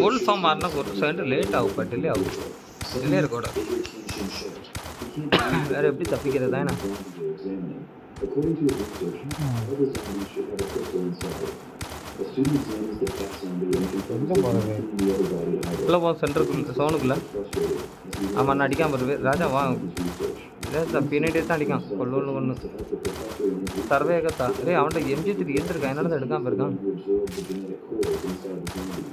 He walks over to the professor and asks what's going on. Tianxin shows him the crystal and explains that he needs to understand where it comes from. He looks at the crystal and calls it a genetic core. When asked why he called it that, Duan nervously explains that he's seen them before, and eating them makes him stronger. The professor almost loses his mind hearing this and asks him why he ate it since it was infested with microbes from the zombies. He Venom power. Preventing him from turning into a zombie. If they can remove or control the virus, these cores could become safer to use. The MC is impressed to see that reaching this much from his information. He tells him that the reason they didn't harm the cores within those zombies was because he accidentally destroyed them. This means that the scientist's research wasn't wrong. Tianxin is a bit impressed by the MC's knowledge and asks him if he is also a scientist. Duan nervously tells him that he's just a student. The professor then asks Chow when they are going to his research. He tells him that they have already found a superpower. A few moments later, we see them driving a block through the city. The commander asks Duan if he got his powers after eating the monster. He wants to know if he can also get stronger by eating a genetic core. Duan confirms it, but warns that it's dangerous since he can become a zombie. The professor is able to extract pure genetic energy by getting rid of the viruses. The commander looks at the road with a neutral expression and apologizes for the question. The MC assures him that he won't have to wait long. He notices the commander getting a bit stressed and asks him if he wants to get the power quickly. Chow explains that Commander Duan has been secretly gathering awakened soldiers, potentially putting himself at risk. He wants to get powers like him so he can protect Commander Luo. Hearing Luo's name makes Duan angry. He assures him that Luo will never lose to Captain Duan no matter how many soldiers he gathers. He had never heard Duan's name in his previous life, so he assumes that he must have lost to Luo. Chow tells him that the commander wants to meet him, to which the MC says that he also wants to meet the commander. Finally, they arrive at the shelter, which is still under construction. In just a few days, the workers have made great progress. The MC looks out the window at the buildings under construction. He is impressed with how much Commander Luo has accomplished. As the bus passes some guards and heads toward the shelter, Chow explains that most of the awakened people are following Commander Duan. Commander Luo had the rest of them helping with the construction. When Duan and Goldie get off the bus to check out their work, a girl shouts at them from behind and tells them to move. She has lost control of her bike and is driving straight towards them. Duan calmly stops the bike with one hand, causing the bike to fly. She is shocked as he asks if she's okay. வேண்டாம் She quickly பின்னாடி enemy enemy இருக்கானு பின்னாடி enemy assures her that everything is fine. Chow walks up to them and asks the girl. அதுதான் அந்த கன் நோக்குரு Captain had died because Commander Leo couldn't contact him. Chow Karate chops the girl on her head and orders her to answer the question. She tells him that she is waiting for the survivors. Back அடிச்சல ரைட்ல தான் இருக்கான் அவன லெஃப்ட்ல ரைட்ல ஒருத்தன் லெஃப்ட்ல ஒருத்தன் ராஜா ரெண்டாவது வேற ஸ்குவாட் வந்திருக்கல வாட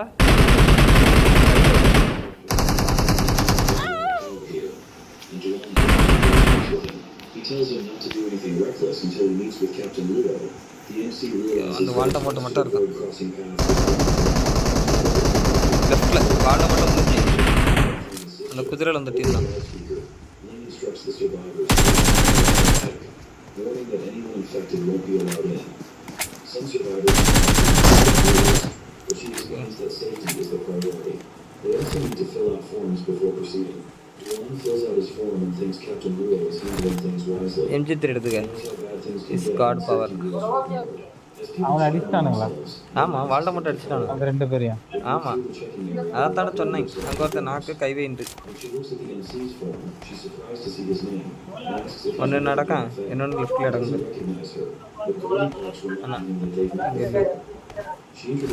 ஃபர்ஸ்ட் அவன தான் நாக்கு கை வைக்கிறதுக்குள்ள தான்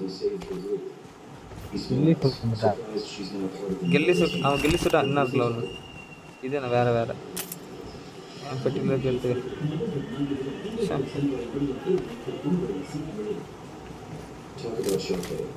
எனக்கு அந்த ஸ்ப்ரே பார்த்தோன்னு தெரிஞ்சுது அந்த ஃபீமேல் தான்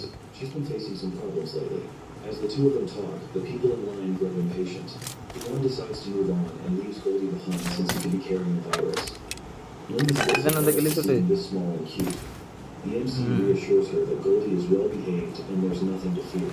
She invites him to dinner along with Sia, and he agrees before heading out for his medical exam. After the exam, the doctor tells him to wait for his results in the waiting room. Soon a lot of soldiers carrying weapons enter and begin checking everyone. They call out for a man named Ron Dalgron. The man responds and asks them if anything is wrong. Before he can say anything, two soldiers grab him, telling him that he is infected and he has to go into quarantine. Glenn tries to argue, but the commander insists this isn't a place for games. A visible infection can be seen spreading around his neck as he is taken away by the soldiers. The commander then announces that everyone except Ludo is cleared so they can leave. The MC is a bit annoyed hearing this as everyone starts avoiding him due to fear of being infected. As they all leave, he looks at the MC and tells him that he is an important guest. He asks him to follow him to a different residence. The MC is looking at a photo of his sister. It's about her keeping restless. He wants to know what she is. At the same time, Bgmi is undergoing tests and is placed in a capsule like others in her situation. A man asks how the tests are going, and the assistant says they haven't found what they're looking for. Suddenly, there's a knock at Duan's door. He doesn't know who it is. Lynn Wenman shows up with Goldie, reminding him about dinner and deciding to pick him up right away. She offers to take him to a cafeteria. Grateful, he picks up his pet and thanks her, realizing just how hungry he is. As they walk out, he comments that he didn't recognize her in those clothes, and Lynn laughs, saying she had changed into her casual clothes. She also tells him that Xia might be in the cafeteria, and says that they should surprise her. Duan agrees, but asks her if Xia is in trouble since she previously told him that. Lynn explains that Captain Guan's people have been bothering Xia ever since she awakened. She refused, but they haven't stopped pressuring her. Hearing Guan's name makes the MC furious. He's frustrated that he is trying to take control of all the awakened people. He feels that he needs to do something about it, otherwise Commander Luo will be in danger. Just then, a siren goes off, announcing a conflict in the third floor dining room. Reinforcements are needed. The MC is confused, so asks what's happening. Wenman guesses it's about Xia again, and this is the third time they have set off a warning. The MC immediately heads to the dining room, telling Wenman to take him there. In the dining room, one of Captain Guan's men tries to convince Xia to join them, promising she'll get anything she wants. Tired of the pressure, she apologizes and stands up, saying she won't agree no matter what. She doesn't approve of Guan's politics and tells them to leave. Walks away, asking her to think it over. She furiously asks the man to let her go, but the man insists they don't want to serve under Captain Glip. He doesn't want to work under Ludo and just help in the construction. This makes her even more angry. She immediately uses her telekinesis to make the floor shake. Juan's men jump back. They're scared but impressed by her powers at the same time. One of them lights a flame, saying she's not the only one with abilities. Behind him, another man reveals his power of mental transformation. The F-class fire guy rushes in and tries to attack her. She realizes before the attack can reach her, it is சும்மா இறங்கணும் முன்னாடி தான் இருக்கான் முன்னாடி ரைட்ல அந்த குதிரை கிட்ட One of Juan's main guys isn't happy to see him and says they need to teach him a lesson for interfering. The fire guy speaks up about his அந்த ரிச்சில தான் இருக்கான் ராஜா பாத்து and prepares another attack. He asks the fat metal guy to hold him down. The fatty charges at Juan, confident that he won't be able to break through his defenses. The MC wonders if he can use his ability to devour spells on humans, but he quickly realizes that if he starts killing, he could be kicked out. குதிரை வேற sound போடுறதுனால sound disturbance He ஆகும். needs about 30% of his power to deal with the metal guy. He hits the man so hard that his armor cracks, and he's sent flying into a wall, smashing everything in his way. The fire-wielding guy is stunned, but before he can react, the MC is on top. With a terrifying expression, he asks the guy why he chose Guanzhonghua. The guy admits that he was wrong and falls down on his knees to beg for mercy. انا மறந்துட்டே இருக்கான் Instead of saying anything, the MC punches him in the stomach. Shake, watching from the side, is shocked that Juan defeated both awakened fighters with just 2 hits. As the two lay on the floor, the MC approaches their leader, who warns him not to get closer because he's a direct subordinate of Commander Glip. The leader threatens him and warns him not to stick his nose into other people's business. However, although he doesn't care, he grabs the man by his face, glaring him in the eyes. The man trembles and tries to speak, but Shake steps in. She tells him that the man will die if he keeps holding him like that, and if that happens, he might be in trouble. Duan realizes she's right and tosses the subordinate to the floor. Meanwhile, a group of soldiers arrives to surround and arrest everyone involved. The leader orders the soldiers to surround the rioters. The soldiers immediately surround the group. The man asks them how dare they raise their hand against an official, and orders the soldiers to arrest Duan and Shake. Instead of surrendering, my man ignites his absorption flame, looking them straight in the eyes, and asks them if they really have the guts to do it. The man warns him that they are the law here, and he'll be thrown out of the shelter if he resists. He raises his hand and asks him if he is also working under Commander Glip. Shake calms him down and tells him that his actions can be bad for Commander Glip. The MC reluctantly lowers his head and accepts his fate. The leader orders that he and Shake be handcuffed and put in separate jails. Before they're taken away, Duan asks her to look for a girl named his sister. She asks him if he didn't come to the shelter with his sister.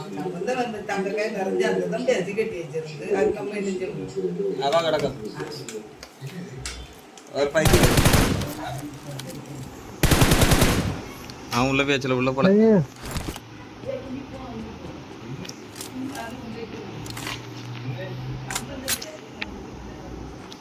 யார்ட்ட சொல்ல முன்ன சொன்னாவோ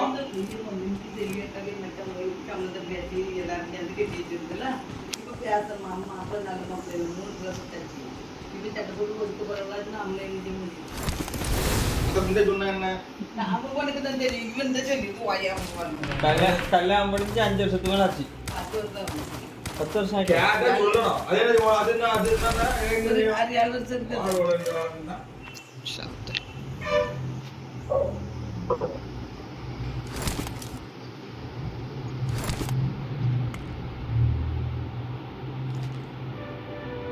ராஜா ரைட்ல யாரும் வந்து mark இருக்கு தல ரைட்ல பாரு இல்ல இல்ல இல்ல இல்ல இது சோன் தான் அப்படி இந்த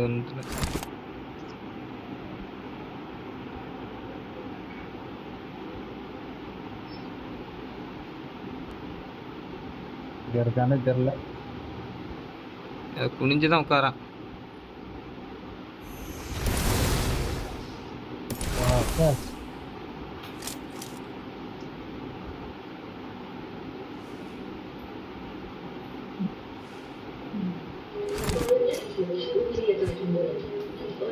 என்ன போறான் பாரு ஒருத்தன்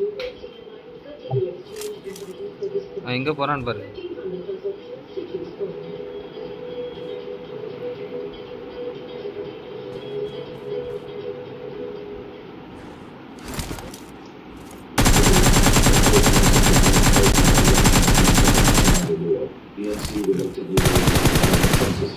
லெஃப்ட்ல தான் சொன்னா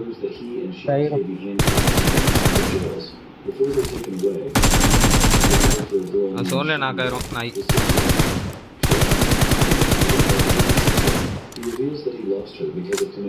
இதாயிட்டான் Awesome.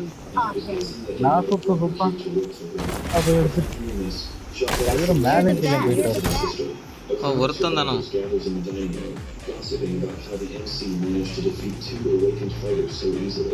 The soldiers escort him to a cell while CRK is sent to the emergency room. As he descends a long staircase, he wonders if his sister ended up in this hideout after awakening. தன்னை கில்ல அடிச்சாலும் விஜய் அதான் MPP வெக்கம் கட்டவனே சீ. When they reach the room, it's clear it's a brutal place, covered in blood. The prisoners are ready to teach him a lesson. The leader, Keon, ஆனா வெக்கமே இல்ல தேராஜா உனக்கு understands that defying him will lead to death. And no என்ன அடிச்சு கொடுத்துருக்கான் பாரு the MC effortlessly breaks out of his handcuffs. He doesn't want to waste his time in a place எல்லாம் ஒண்ணுதானே எனக்கு see his sister என்னங்க anywhere. The men attack him, but he easily dodges and counters their moves. He realizes he's at a disadvantage and decides to fight more strategically. டியோலி 68 star இருக்கான்லப்பா ஒரு ஸ்குவாட்ல அது நல்ல வேலை Keon can't believe Duan is taking down 6 of his டியோ 35 star இருக்கான்ல He's next. 35 star இருக்கானோ Containing the blood of a zombie. He warns him that his men will inject the fluid into Lane Random if anything happens to him. 35 star எங்கமா போறது Just then, Captain Cow arrives in the basement. Keon looks at the captain in shock and asks him why he is there. Chow tells him that he heard reports of him lynching regular citizens and informs him that it is highly illegal. This is a simulation game set in a virtual world and does not represent real life. Please play in moderation, take frequent breaks, and play responsibly. Will starts making excuses trying to defend himself, but it barely makes any sense. I won my last match. I won my last match. The man starts Awesome. as he gets dragged outside by the soldiers. Chow turns to the MC and expresses his relief for arriving in time. Yuan smiles and asks him if he truly believes that he is in any danger. Captain Chow tells him that he was more worried about them because they didn't need more bodies piling up. The MC then asks him for a favor, but before he can reveal what it is, Chow interrupts and reveals that he already knows what he wants. He tells him that they need to get out of this place first, since it stinks a lot. As they head to the elevator, the MC asks him where they are going. The captain maintains the suspense and says that he'll find out அது இந்த இடத்துல இறங்கும் They enter the room. Duan is shocked. It's Commander Luo's office. Stunned, he greets Commander Luo. He returns the greeting and skips formalities, inviting him to sit. Duan asks why he's been called. In his past life, he'd only seen statues of Captain Luo, but now he's sitting with him. Luo explains that he knows why the MC came to the shelter. சைடுல தான் இருக்கும் பாத்துவா And his sister, and now his sister is missing. The MC is surprised Luo knows his story, but he is still determined to take his இங்க நல்லா இறக்குல He shares that during the apocalypse, நீ கிழிச்சிரியா இறங்கினாலும் கண்டிப்பா power and wealth. He knows Duan wants to take over the shelter, and it's his எப்படி அடியாங்க சாவ தான் போறா Duan asks him if he really wants to fight Duan. He confirms his intentions to fight him, but reveals that they aren't. போனாட்ட கன் எடுத்துட்டு அடி வாங்கினா வச்சேன்டா The MC asks him to strength. The commander ஐயோ says that Duan controls நான் தான் கீழே இருக்கேன் the chance since Luo still controls the lab. Duan isn't interested in the lab because it doesn't directly the MC நீ ராஜா வெளியூர்ல explains that people can obtain source weapons using special material found in zombie genetic cores. This powerful weapon can not only fight Glip, but also defend the shelter. ஓடு ராஜா ஓடு ஓடு எனக்கு ஒரு கண்ணு Explaining that it's the basic idea for fluid ஓடி போட்டுக்கிறதுக்குள்ள அந்த இது வச்சுட்டாங்க சத்யா என்ன ப்ரோ யாருமே கமெண்ட்ல காணோம் வேலூர் ஃப்ரெண்ட்ஸ் போயிட்டு ஹாய் ப்ரோ ஹாய் ஹாய் வேற லெவல் பண்ணிட்டு இருக்கு ராஜா நான் சொல்லு இப்போ இந்த இதில் வண்டி எடுப்போம் ஓடிடுவோம் சத்யா ஒன்றை நம்பினா நாசமாக தான் நான் போகணும் நாங்கள் ஒரு மேட்சுன்னு சொல்லி ஒரு 2-3 இறங்கல் மேட்ச் போட்டது கன் எடுத்தவன் எடுத்தும் எந்த மேனும் இல்லை ஆமாம் கன் எங்கே கன் எடுத்து ஃபயர் பண்ணுறதுக்குள்ளே தூக்கிட்டான்ல மற்ற இது தான் ஓடு ராஜா ஓடு ஓடு ஓடு ஓடு எங்கடா ஓடுறீங்க நான் மேலே வந்துட்டேன்டா அப்படின்னு தான் இன்னும் வீட்டுக்கு போகல bro okay okay okay okay okay நாங்கள் தான் டியோ மேட்ச்சு புஷ் பண்ணிகிட்டே இருக்கோம். டியோ மேட்ச்சில் ஆன் ஃபயராக இருக்கும். போன மேட்ச் வரைக்கும் நல்லா தான் போயிட்டு வந்து பார்ப்போம். எங்கள் அக்கா உங்கள் அக்கா தான் காணலையே. நிஷாவை தான் வெட்டி புதைக்கணும். 7 மணிக்கு வரேன்னா மணி 7 மணி இன்னும் ஆகலை. 7:35 தானே இருக்குது. அவளுக்கு 7 மணி கரெக்டாக ஆனால் தான் வருவாள். அந்த பிறை பைத்தியத்தெல்லாம் அவள் நைட்டு 11 மணிக்கு என்ன எடுத்து வருவாள். நைட்டு 11 மணிக்கு இல்லை, 8:30 9 மணிக்கு வருவாள். என்ன விஜய் உங்களை காணவே இல்லை அப்படின்னு வருவாள். ராஜா இங்கே வா, வண்டி எடுத்துரும் கீழே வந்தோன்னு ஒரு 4-5 அரப்பை போடுவாள். போட்டு ஓடிடுவாள். அதான் Nisha.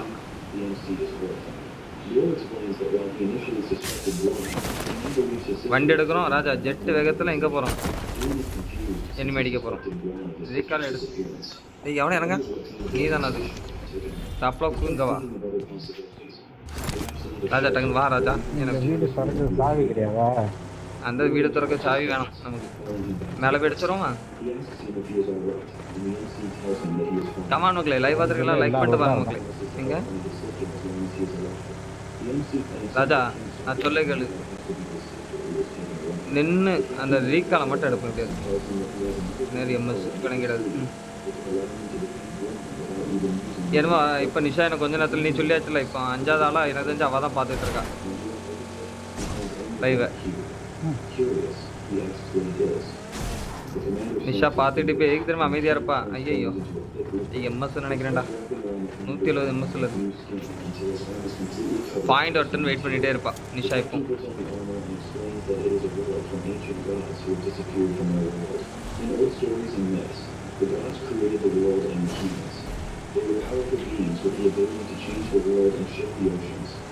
Artifacts like these are the proof of the existence of those entities. They contain knowledge and the essence of those beings, which surpasses what humanity. போனாட்ட இங்கே தான் சூரசம்காரம் பண்ணும். வேதனை இருக்குல்ல. Through continuous investigations, humanity found out that all of those இவங்களுக்குள்ள 5 பேர் இருக்கு. in one place. It was called the World மேலே தான் இருப்பானு. of Gods. This பெட்டி திறக்கக்கூடிய டைம் ஆயிட்டு. says is the armor of a heavenly god. Duan is shocked, realizing that ancient myths and legends might be true. He asks the captain where the relic room might be. The captain reveals that he has kept the room secret for 30 இதான் ஒரு years. கண்ணு, நான் ஒரு கண்ணு இருக்கு. He tells him that the relic room is right underneath the shelter. This makes the MC even more shocked, and he gets up from his chair. He asks the commander if there are more என்ன relics. Open பண்ணல அவனை. Duo tells him that he only has one, and that mining more without damaging லெஃப்டில் உட்காந்துருக்கான் ராஜா. Currently, only the first floor of the ruins is accessible, but soon we will unlock the second floor. நான் கூட செத்துறா. The captain hopes that the MC ராஜா கொஞ்சம் நில்லுங்க. as a reward, he can choose any relic from the room. The MC agrees but tells him that பெட்டி திறக்கிறதுக்கு நிற்கிறானுங்கெல்லாம். his sister. The captain பெட்டி agrees, திறந்துருக்கணும் அப்போ. and they plan to discuss more about the shelter's future. Meanwhile, Tao, who has been waiting outside, yawns as the meeting takes longer than expected. Duan apologizes to him for the delay and says that he got too engrossed in their conversation to notice the time passing. Chow laughs and tells him that it is all fine since the two of them seem to have come to an agreement. As they walk to the elevator, he offers to send him back, but he insists on going alone and tells him to rest for a while. At the same time, the commander contacts Professor Jiang to show him something. Duan has inspired him. He asks the commander to spit out what he wants him to see. The commander tells him that there is no rush, since the man he mentioned was the one who gave him the item. The commander tells him that he never believed that the two of them would need advice from a young man like Duan. However, he can't imagine himself going against Duan in the apocalypse without his help. Leaving the building, Duan notices running toward him. As he greets the dog, Xia and Wen Wen also show up. Seeing him out of the prison, Xia asks him if he is alright. He tells her that he is fine and asks her questions. She shares that after she was captured, Commander Luo immediately sent people to rescue her. She also checked the archives, on the list of the living ones, which disappoints Duan. Wanting to lighten the mood, he suggests they go eat and talk. Meanwhile, Commander Luo learns that the MC has come to the shelter, and it makes him furious. He suspects that Commander Luo has recruited him as an ally. Enraged, he orders his men to keep recruiting awakened ones and strengthen their forces. With a furious expression, he tells himself that he doesn't care what Commander Luo has up his sleeve. He believes that he can't be defeated no matter what the commander tries. Luo has always overshadowed him for the last 30 years, but now he believes it is his time to rise. Elsewhere, a guard reports for his shift, relieved to be free from duty. He asks his colleague if anything has happened during his watch, but the other guard reassures him that all is quiet. Under Commander Lewis, however, the other guy tells him that they still need to remain cautious. Suddenly, he freezes in fear and starts to tremble as he tells him that there are a lot of zombies nearby. The other guard looks at him in horror, and a siren begins blaring throughout the building. The voice over the intercom instructs non-combatants to take shelter. Everyone is confused and begins to run around, trying to understand the alarm. The guard urges them to return to their rooms. Chow bursts into the commander's office, saying they have a serious problem. The commander has already heard the noise outside and wants to know what's happening. He reports that a large group of zombies is approaching from 15 kilometers away and will reach their base in 2 hours. The commander immediately asks how many zombies there are. After a slight pause, he estimates around 10,000. The commander feels terrified upon hearing this.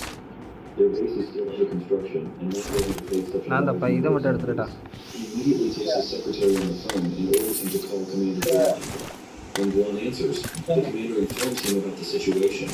Guan already knows that if 10,000 zombies reach the shelter, they will be overrun in minutes. He believes his awakened squad is the only one that can handle it. Guan offers military support, but has one condition. He wants all of Luo's military powers transferred to him. Luo feels tense and realizes that even in this life-or-death situation, Guan is trying to gain power.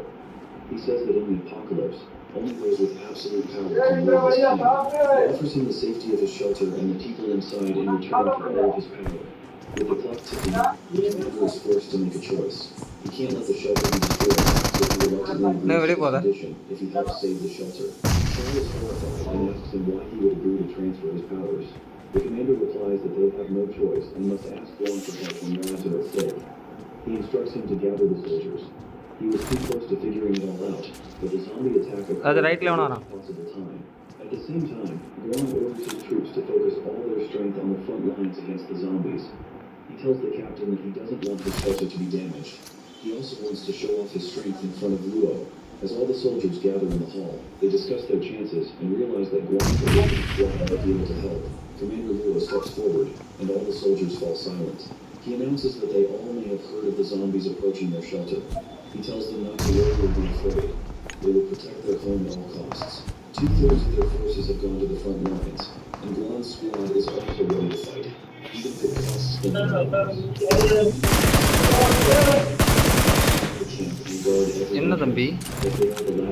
lives. He hopes everyone can put aside their differences and give their best. Meanwhile, people in the shelter are in panic. Guan comes out of his room unable to towards him, explaining that 10,000 zombies are attacking the shelter. He reveals that the commander has agreed to handle military authority after they defend the shelter. The commander was worried that he might get harmed after the power shift, so he instructed him to hide him for now. Duan is mad about the commander handing over his powers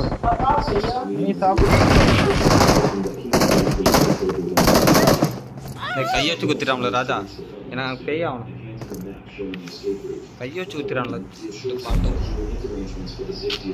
அங்கே வர போதும் அங்கே இறங்கலாம் ராஜா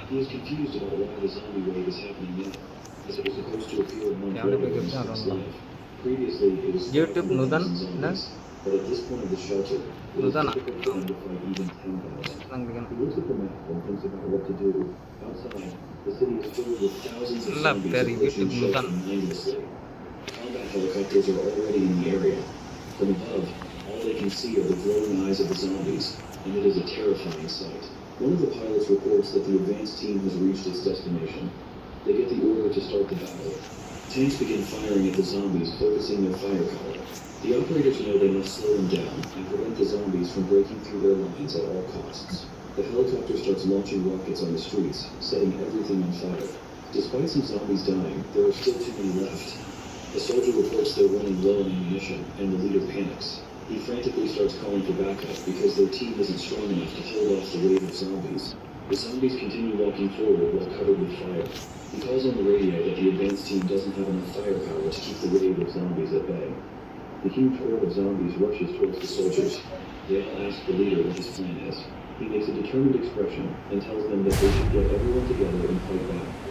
They can't let the zombies reach their friends and family. While trying to hold off the zombies, one of them manages to evade the bullets and jumps on top of the leader. As he stares at the zombie, he wonders if this is the end for him. Suddenly, the zombie is hit with immense firepower. It is revealed that the awakened fighters under Glip's authority have arrived. They tell the soldiers that they will be taking charge from here on. The military hands over control without hesitation. The awakened team is excited to finally be in a real battle.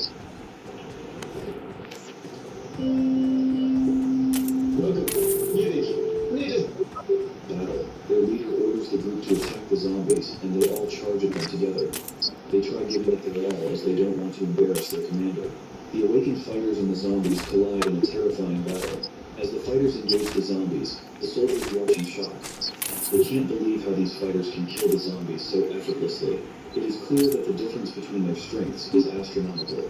The awakened soldier smiles as he kills the zombies, saying that it is similar to squishing ants. However, in bragging, he loses his focus, and a zombie creeps behind him. His leader screams at him to look behind. He turns in fear, but is too late. The zombie cuts him in half.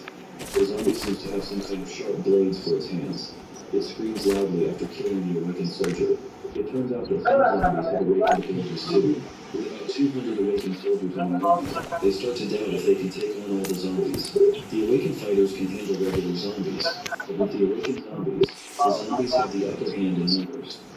The leader starts to wonder what they can do to win. A fierce battle breaks out between the fighters and the massive zombie wave. Meanwhile, commanders and higher officials observe this fight from the sidelines.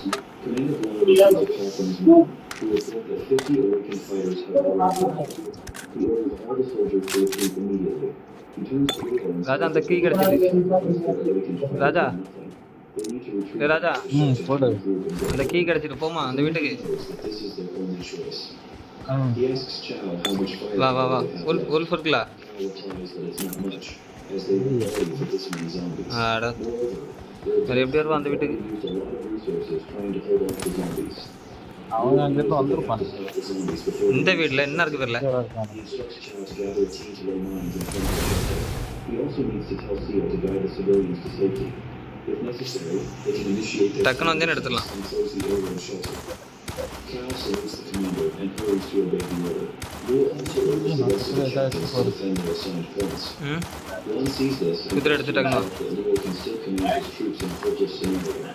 This makes him a bit impressed by him. As 20 minutes pass in silence, a large explosion suddenly erupts in the distance, indicating that the zombie wave has triggered the mines. This is the cue for the guns to start firing again, and more missiles launch into the explosion zone, causing several more blasts. Bjorn warns Leo that their firepower won't hold the zombies off much longer. He tells him that they have no choice but to admit humanity's defeat. However, our boy Leo isn't going to give up this easily. He still believes that they can survive. Juan starts to panic and asks him to stop showing off. He tells him to follow him and join hands with the awakened zombies. Together, they may have a chance to come back soon. He thinks that they can't defend the shelter anymore and tells Leo that it's hopeless. Suddenly, alarms sound again, indicating that strangely shaped zombies have emerged from underground, causing panic among the guards. The commanders can see the zombies approaching from below. Chow urges Commander Luo to head to the air raid shelter since it is too dangerous for them to stay there. Luo wonders if even Chow has given up hope. I got supplies. Chow urges the soldiers to protect Luo, but it's too late. The zombie is flying directly toward him. Commander Luo has no time to react, so he watches as the zombies hovers over him. However, before the zombie can reach him, he is attacked by someone. That someone turns out to be Juan. He apologized for being late, explaining he was looking for weapons. Luo is surprised and wants to ask more, but the MC interrupts him and tells him that he is so untrustworthy since he already ditched him after making an alliance with him. He tells Luo to leave everything to him and assures him that nothing will happen to the commander realizes that hope always seems like despair.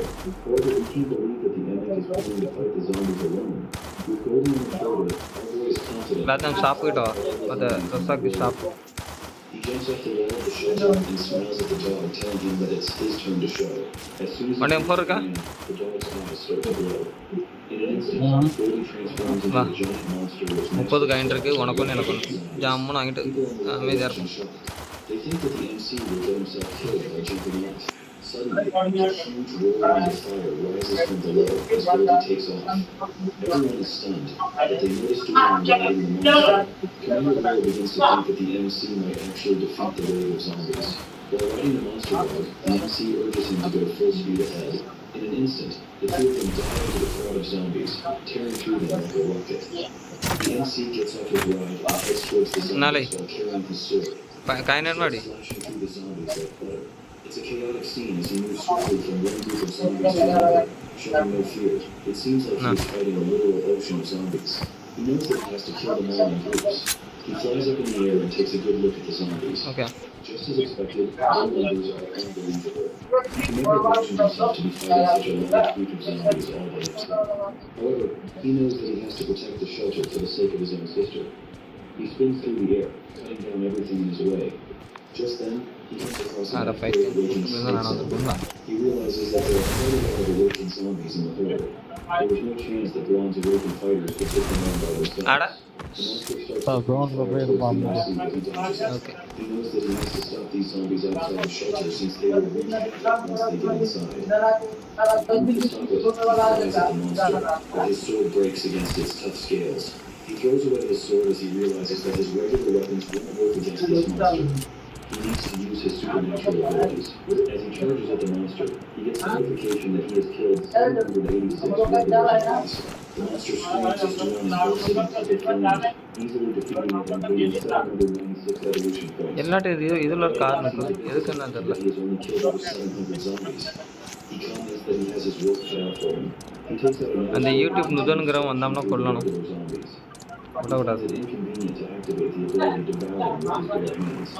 He wonders if infusing his skill into his weapon will have the same effect. As he infuses his skill with the weapon, it turns purple. He tests it on the zombies and finds out that he can use the ability without even touching the zombie if he uses it immediately. However, it seems like the other weapon wouldn't be able to extend the full power of the ability to devour them. His sword doesn't seem like it can last very long, but it against the zombies. Meanwhile, Goldie gathers flames and unleashes a massive fire, burning all the zombies in its path. Marked a location. However, it also has a very downside that it uses too much mana. People on the wall can't believe he is holding back the zombie horde all by himself. Commander Leo watches as the expressions of people slowly change from dreadful to hopeful. He orders Cat to gather all the awakened fighters in the shelter with him. They can't just watch while a young guy who just entered the shelter fights them. Meanwhile, Blonde feels a bit terrified as he watches the MC fight. He realizes his true strength and thinks to himself that he won't forgive him. He knows he has to do something instead of just stand still and wait for the MC to take his revenge on him. Goldie stands in front of the zombies in his terrifying monster form. The zombies rush at him at once and start climbing on him.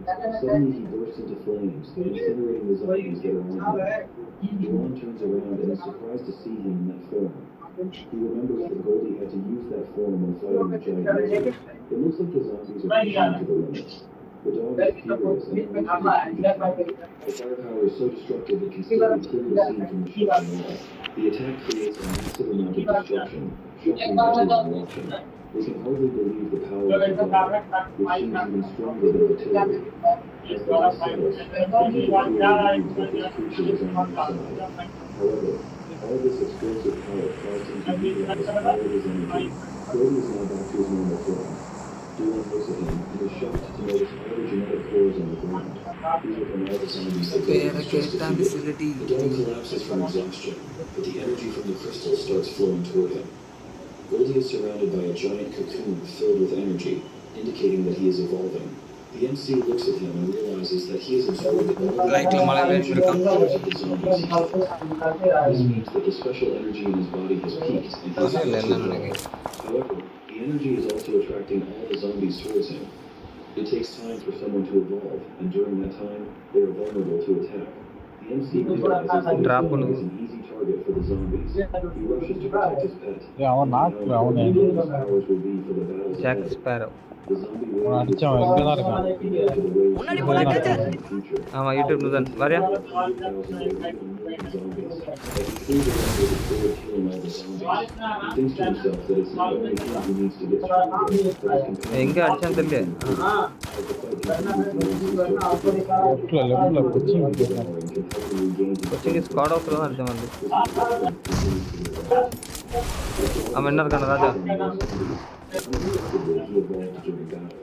He has already killed most of the main zombies, and the ones that however he keeps fighting, his mental state is similar situation in his past life, where he gains ஒரு வச்சு வந்துரு.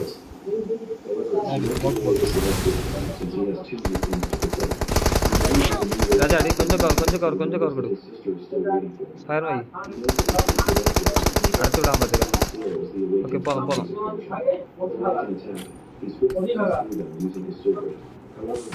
இங்க வந்துரு. ஏல அண்ணா சொன்னோம்ல. ஆங்கில இருந்து அடிச்சான். ஆமா அத இங்க தள்ளி வந்துரு. அவன் ப்ரோக்கிட்ட நாக்கு.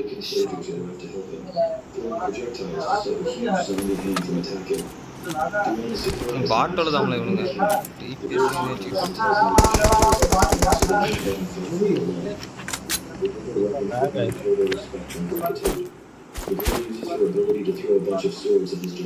முன்னாடி ஸ்மோக் போட்டு முன்னாடி யாரி இருக்கு. Commander Leo notices that the tide of battle is turning in their favor. He tells Guan that they haven't lost yet, but when he turns around to see his reaction, he notices that the commander is nowhere to be found. One of the soldiers informs him that Commander Guan boarded a helicopter and left a few moments ago. He also reveals that there are extremely destructive weapons on that helicopter. This statement strikes Luo and he can't believe what Guan is about to do. As the wave of zombies continues, Guan instructs everyone to be cautious. He tells those without attacking abilities to stay back and protect the dog. They organize themselves, and the battle begins. One soldier with strong defensive abilities uses his power to repel the zombie attacks. Another girl charges through the crowd, saying she can explode anything she touches. Duan realizes that Guan's team knows their abilities well, allowing them to work together effectively. He tells Jia to stay behind and protect Goldie from everyone else. She agrees, but notices that he seems mentally worn out and suggests he take a break. The MC looks back at her and tells her that he is fine. He tells her that every second is precious right now, so she doesn't have to worry about him. என்னப்பா சத்யா உள்ள வந்தா சத்யா காணல. Offline net போட்டாச்சு. He uses his ability to buff him. Duan is a bit surprised hearing the word hero, but the guy tells him that he saved Sathya comment side live check பண்ண போதும் உள்ள வா. Without even knowing it, the MC has become a hero for others. He realizes what it feels like to bear the trust and expectations of others. Several people stand under huge zombies, calling on the radio for reinforcements. One of them has already given up. However, the MC arrives at just the right time to assist them. His eyes shine with determination as he passes through the letters and attacks the zombie. He wants to assist everyone he can. Doom slices the massive zombie in half, leaving the soldiers in shock. They can't believe he defeated it with just one blow. After that, he lands on the ground and tells them to regroup with the team. He instructs them not to get lost and to concentrate their firepower. He says that he can take care of the front lines. The soldiers run away calling him a hero and telling him to be careful. Duan knows his mental state won't last long, so he needs to finish this while he still has strength. The waves of zombies keep coming, and one of them tries to intimidate him. However, it doesn't work. The MC stands alone and shouts fear into everyone in his path. He cuts through a horde of zombies, killing 150 of them, and one awakened zombie, which earns him 500 points. After this attack, his sword breaks. However, a huge zombie approaches him from behind. Despite not having a weapon, he isn't going to stop fighting. He uses his bare hands to hold the giant back. The soldiers watch Duan and feel inspired. Their leader screams at them to assist the hero and take some burden off his soldiers. With fewer than 1,000 zombies left, all the soldiers use their skills to destroy the zombies. Come on, Nisha. They push forward. Nisha is close. After 15 minutes, a helicopter appears over the wall.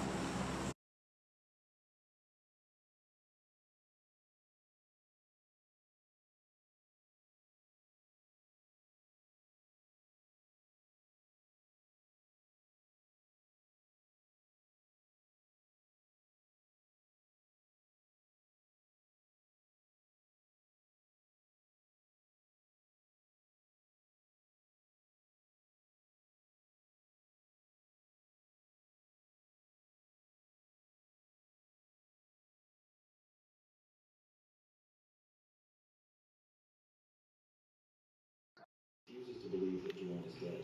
நான் இப்போ She இதை turns to the விளையாடுறதா flames, asking the MC about his promise to save his sister. She tells him that he can't die in such a place since his sister is still waiting for him.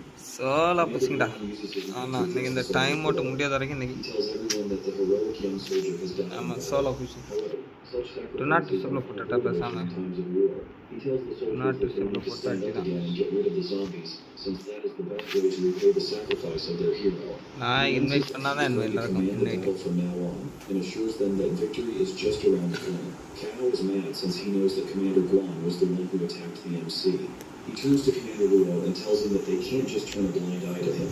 Luo tells him that all the fighters in the battle are under the command of Guan, so there This isn't much is a they can do. simulation However, game he set won't in a forget about virtual the world MC this and time. does not represent real life. Please play in moderation, take frequent breaks, and play One of the soldiers turns responsibly. back and tells her that even if everything she said is true, they still can't do anything to fight the zombies for now. They shout that there's no time for discussion, and at that moment, two huge awakened zombies emerge from the flames. The monsters are on fire and attack the squad, but then they suddenly fall to the ground. The squad is confused when Duan emerges from the flames. Duan looks like a completely different man. He talks about Commander Guan and says that he is ready to forgive him once he finds out that he didn't kidnap his sister and was going to work together with Commander Luo. However, he used the innocent lives of those inside the shelter to threaten Commander Luo into handing him all of his power. Duan watches in horror as he realizes that his attack wasn't enough to kill him. Duan pulls a sword from the ground and tells Guan that he is to blame for the situation. Okay As monsters attack him, he swings his sword a few times, moving past the squad. The commander starts to panic and promises everyone a promotion if they manage to kill him. The soldiers have already seen what he has done for them, so none of them step forward to stop him. Guan grows impatient and tells the MC that he surely won't be able to survive a machine gun. He starts firing bullets at him from the plane, but Duan dodges them, moving quickly and deflecting the shots. The next second, he is standing directly behind the commander inside the plane. He asks him if he thought of his own death before he set off to kill him. Guan asks him to calm down and tells him not to follow Luo's orders. He promises to give him double the benefits that he is getting from Luo. He says that everything Luo owns will be his soon, so he should side with him. Duan lets him finish and asks if those are his last words. The commander screams for help, but then the helicopter goes quiet. Moments later, Duan lands with a bloody sword while the helicopter catches fire and starts to fall. Duan's last words are for Luo. He lost again. After getting down, the MC thanks Sia for saving him. She is surprised and asks how she saved him. He explains that he hid behind two zombies and however, it seems like the battle is over. The MC tells everyone to stay cautious and not to let down their guards. He tells the squad that with தேவையில்லாத வேலை dead, all awakened ones will அதில் not peak survive. மயிர் உனக்கு பண்ணணும்டா The shelter will be their new home. பாட்டு The squad listens to them in confusion. As the last group of zombies approaches, the MC tries analyzing their numbers. There are about 1,000 zombies left, which is a lot less than before. However, most of them are awakened zombies, and they have a huge numbers advantage. He doesn't know how long he can stay fighting considering his mental health, so their best bet is to buy time for Goldie. Everyone begins to use their abilities. Some defend Goldie while others attack. One defender realizes his protective barrier won't hold much longer. One notices the squad is struggling psychologically. He fights against awakened zombies, knowing that if they break through, Goldie and the shelter will be in danger. He urges Goldie to wake up quickly. His sword shatters. The time because the awakened zombies are closing in. Before the zombies can reach him, someone calls out to him from behind. It's Zia. She uses her telekinesis to send him another sword. He grabs it just in time and quickly destroys two zombies. He thanks her for the help when suddenly, the ground starts to crack open. Chia tells everyone to block whatever is coming. A stone man arrives and tells everyone to scatter, promising to handle it. Duan is amazed at the stone man's strength, but feels the ground moving underneath. He warns the squad that the attack isn't over. Just as he says this, the ground collapses, and a monster crawls out, reaching for Goldie's cocoon. The MC panics, realizing that this monster is about to devour Goldie, and he screams in desperation as the monster swallows the cocoon that they all fought to protect. Duan, like everyone else, making a strange noise. One of the awakened ones tells everyone to run. Then, something unbelievable happens. The crocodile monster grows huge wings that belong to Goldie. The monster keeps growing, and Duan feels is lost and wonders if the monster absorbed Goldie's powers. He has a strong bond with Goldie, who's the closest to him in this world. அந்த camber விடக்கூடாது. Beyond hears Goldie's voice. An explosion erupts where the monster was, and the dog's huge paws hit the ground. ஆனால் camber எப்படி அடிக்கக்கூடாது, கொஞ்சம் பொறுமையாக அடிச்சிருக்கணும். Taken over the monster and has become even stronger, but Juan can hardly believe his eyes. டக்குனி He is thrilled that Goldie has returned. The MC takes a deep breath, realizing he almost fell for a trick. Now the advantage is back with the people, and it's time to defeat the zombies. Juan jumps onto Goldie's back and orders the squad to stay put because he knows they are worn out. He turns to Goldie, who has now evolved to E-Class, and says that he should be able to finish everything on his own now. If he had woken up a bit later, he wouldn't have been able to hold on. With that, the two of them speed past the zombies and stop at the right distance from the enemy. Goldie prepares to attack, flames rising in his throat, and soon a stream of fire engulfs the battlefield. Suddenly, an awakened bear zombie grabs Goldie by the tail. Goldie turns, confused, but he doesn't like it. The bull mutant tries his best to pull the dog by his tail. Goldie stands still for a moment, but then grows furious, preparing a fiery attack that grows more powerful by the second. He unleashes all his power at the bull, which withstands the attack but gets even angrier. The bull charges him.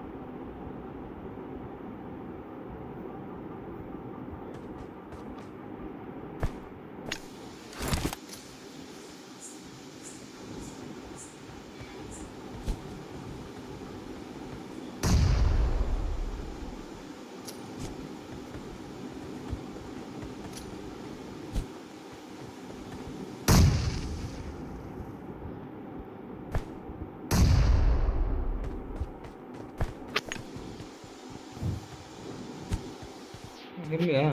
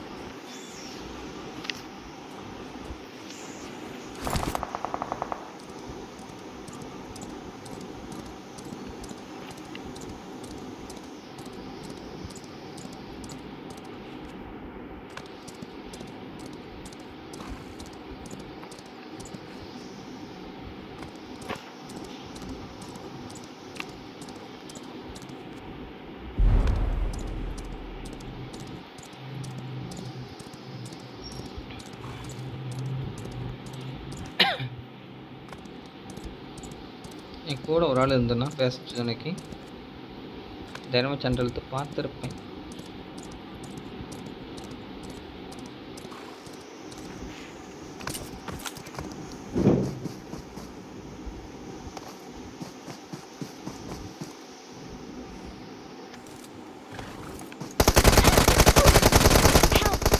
என்னடா மயிறு?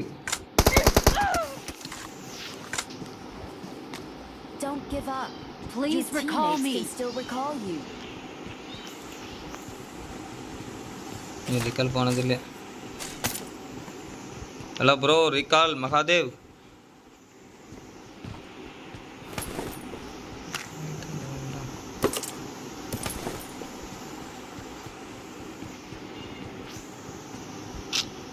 Camp அடிச்சிட்டு இருக்கானே.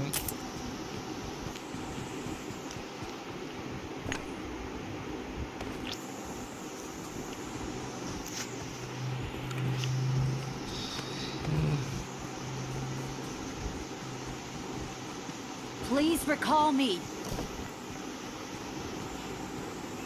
ஐயா ஐயா ஐயோ பாட்டா ஐயோ. Hello bro, recall. போலாமா? புரிஞ்சது. എന്റെ നേരെ വെടിവെക്കുന്നുണ്ട്. എന്റെ നേരെ വെടിവെക്കുന്നുണ്ട്. എന്റെ നേരെ വെടിവെക്കുന്നുണ്ട്. പോലാമാ? If I could actually do magic, I'd make all the bullets disappear. Except for mine. If I could actually do magic, I'd make all the bullets disappear. Number 1 Mahadev. Mother Chuth. Mother Chuth Mahadev.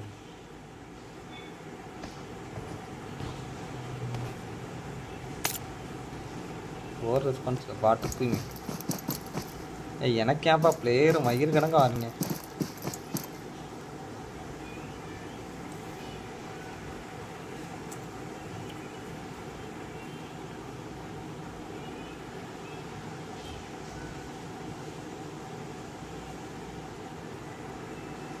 எவனா கேடி எத்தனைன்னு பார்த்தா இவனா சேர்த்து போனோம். சரி இல்லை வரதான் அப்படி தான் இருக்குது. விக்கெட்ஸ் கொடுக்க தான் அப்படி தான் இருக்குது.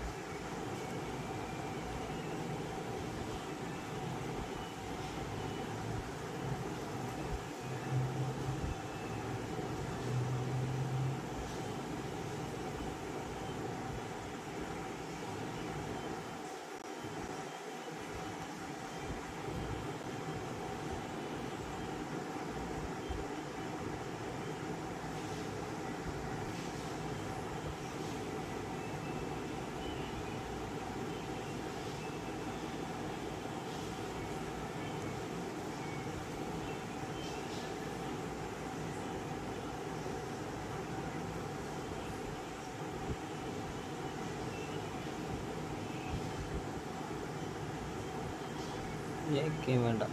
M4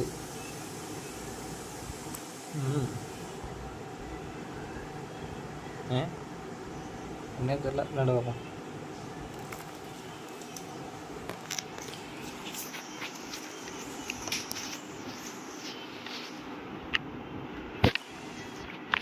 N4 161 சொன்னா okay. This is a simulation game set in a virtual world and does not represent real life. Please play in moderation, take frequent breaks, and play responsibly.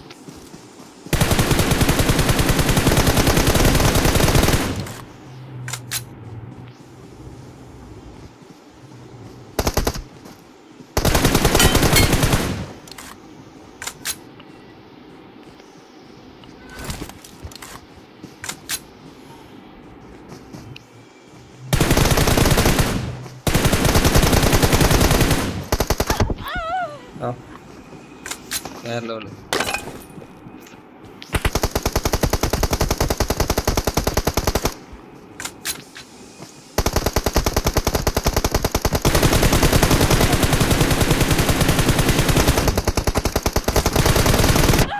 எம்எஸ்ஆரா? MSR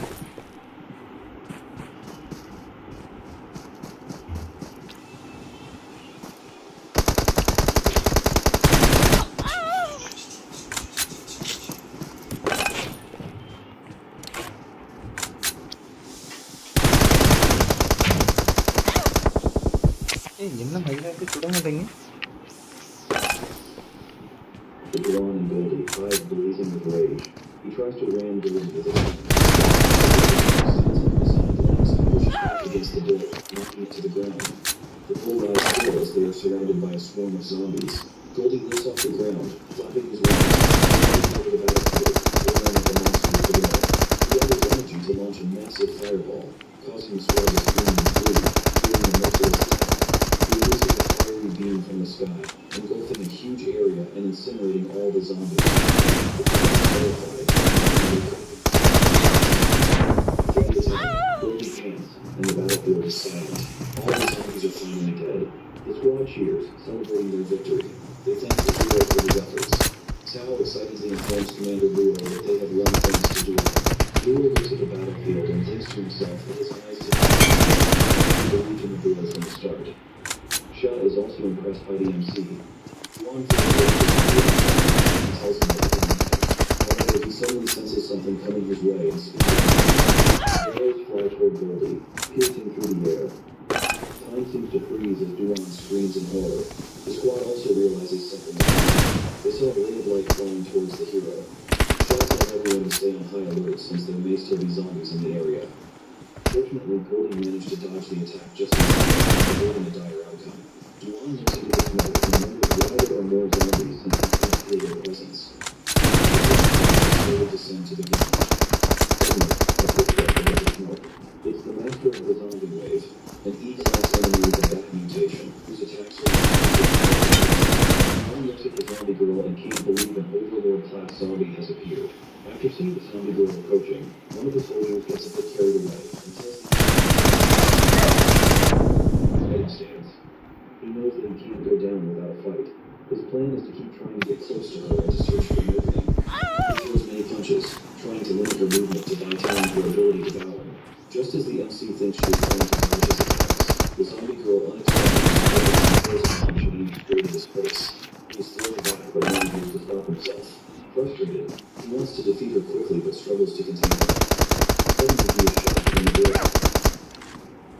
At the beginning of the story, we see a fellow going to the store. He is looking very sad and dejected while buying a thing from the store he thinks in his mind.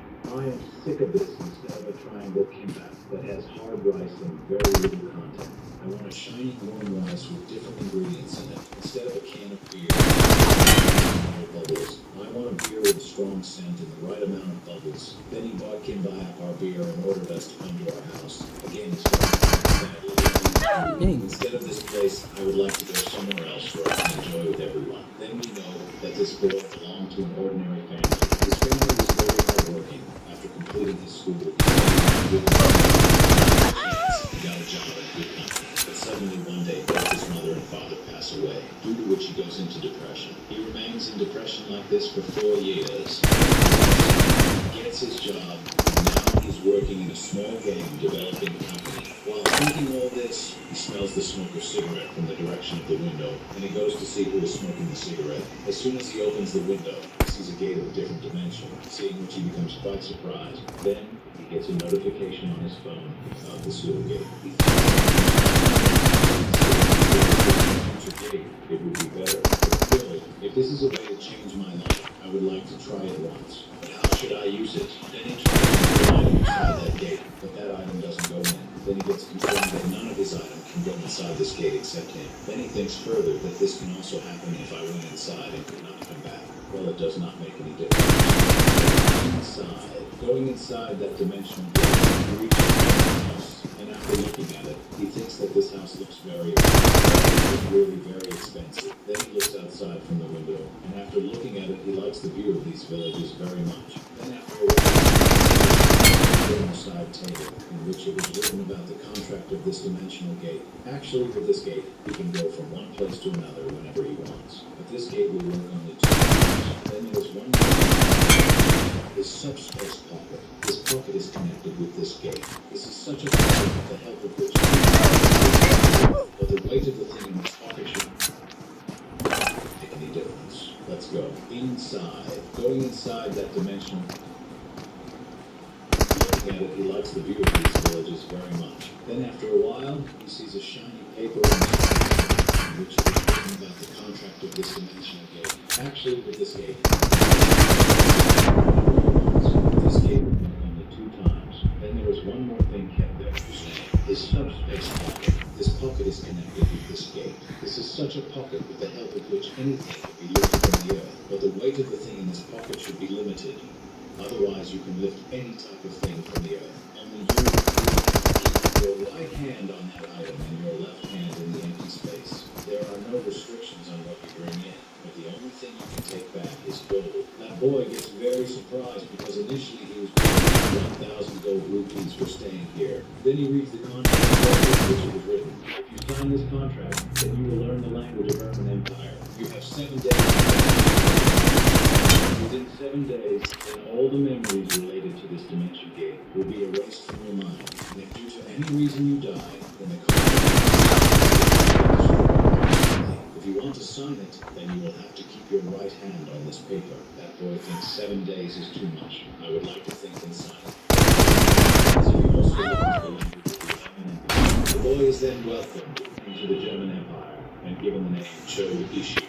Then the boy thinks, but I am thinking what I can do on this world. Will I become a noble man, or a feudal lord, or a wizard? Anyway, it does not matter. For now, I would like to stay here and stay away from small problems of my life. We see a lady saying to us, did you not like this food? He says, no, it is not like that. I was thinking about something. Anyway, maybe this food will not be enough to satisfy me. He says that I once went to his room to check whether he exchanges all the gold for cash. Then I was planning to return to that place again, but I lost my eye. Fell asleep. Then I noticed one thing that I was looking much younger. My skin had become quite shiny. The color of my hair had changed. And along with that, my nose had become a bit higher. Maybe money must have been deducted from This is a simulation game set in a virtual world and does not represent real life. Please play in. Then he opens the window of his room and sees the view outside and is shocked because this time the view is also beautiful. Then he sees a lady in the room next to his. That lady sees him too. Ishu thinks she is a villager. Well, my eyes made contact with her. Now should I greet her? Then that lady herself asks, who are you? Ishu tells his name. Then the lady says that the house was empty for a long time. Did you perhaps just move in? Who are you? Did you get permission from the village chief? Ishu says, I'm an adventurer. I am planning to stay for a week. And if I decide to stay longer, I will ask for permission from the chief then. Then the lady says to Ishu, since you are here, come and have a meal. Ishu did not think that she would be so polite.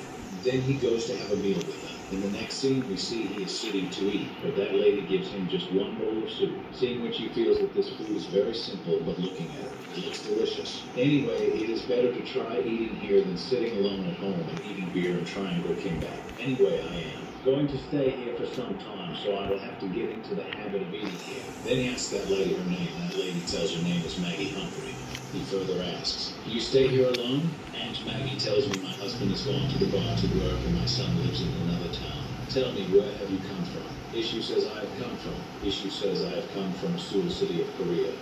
Long Maggie says, you have really come from quite far. Then Ishu says, now I would like to try eating this. Anyway, there is no... This is a simulation game set in a virtual world and does not represent real life. Please play in moderation, take frequent breaks, and play responsibly.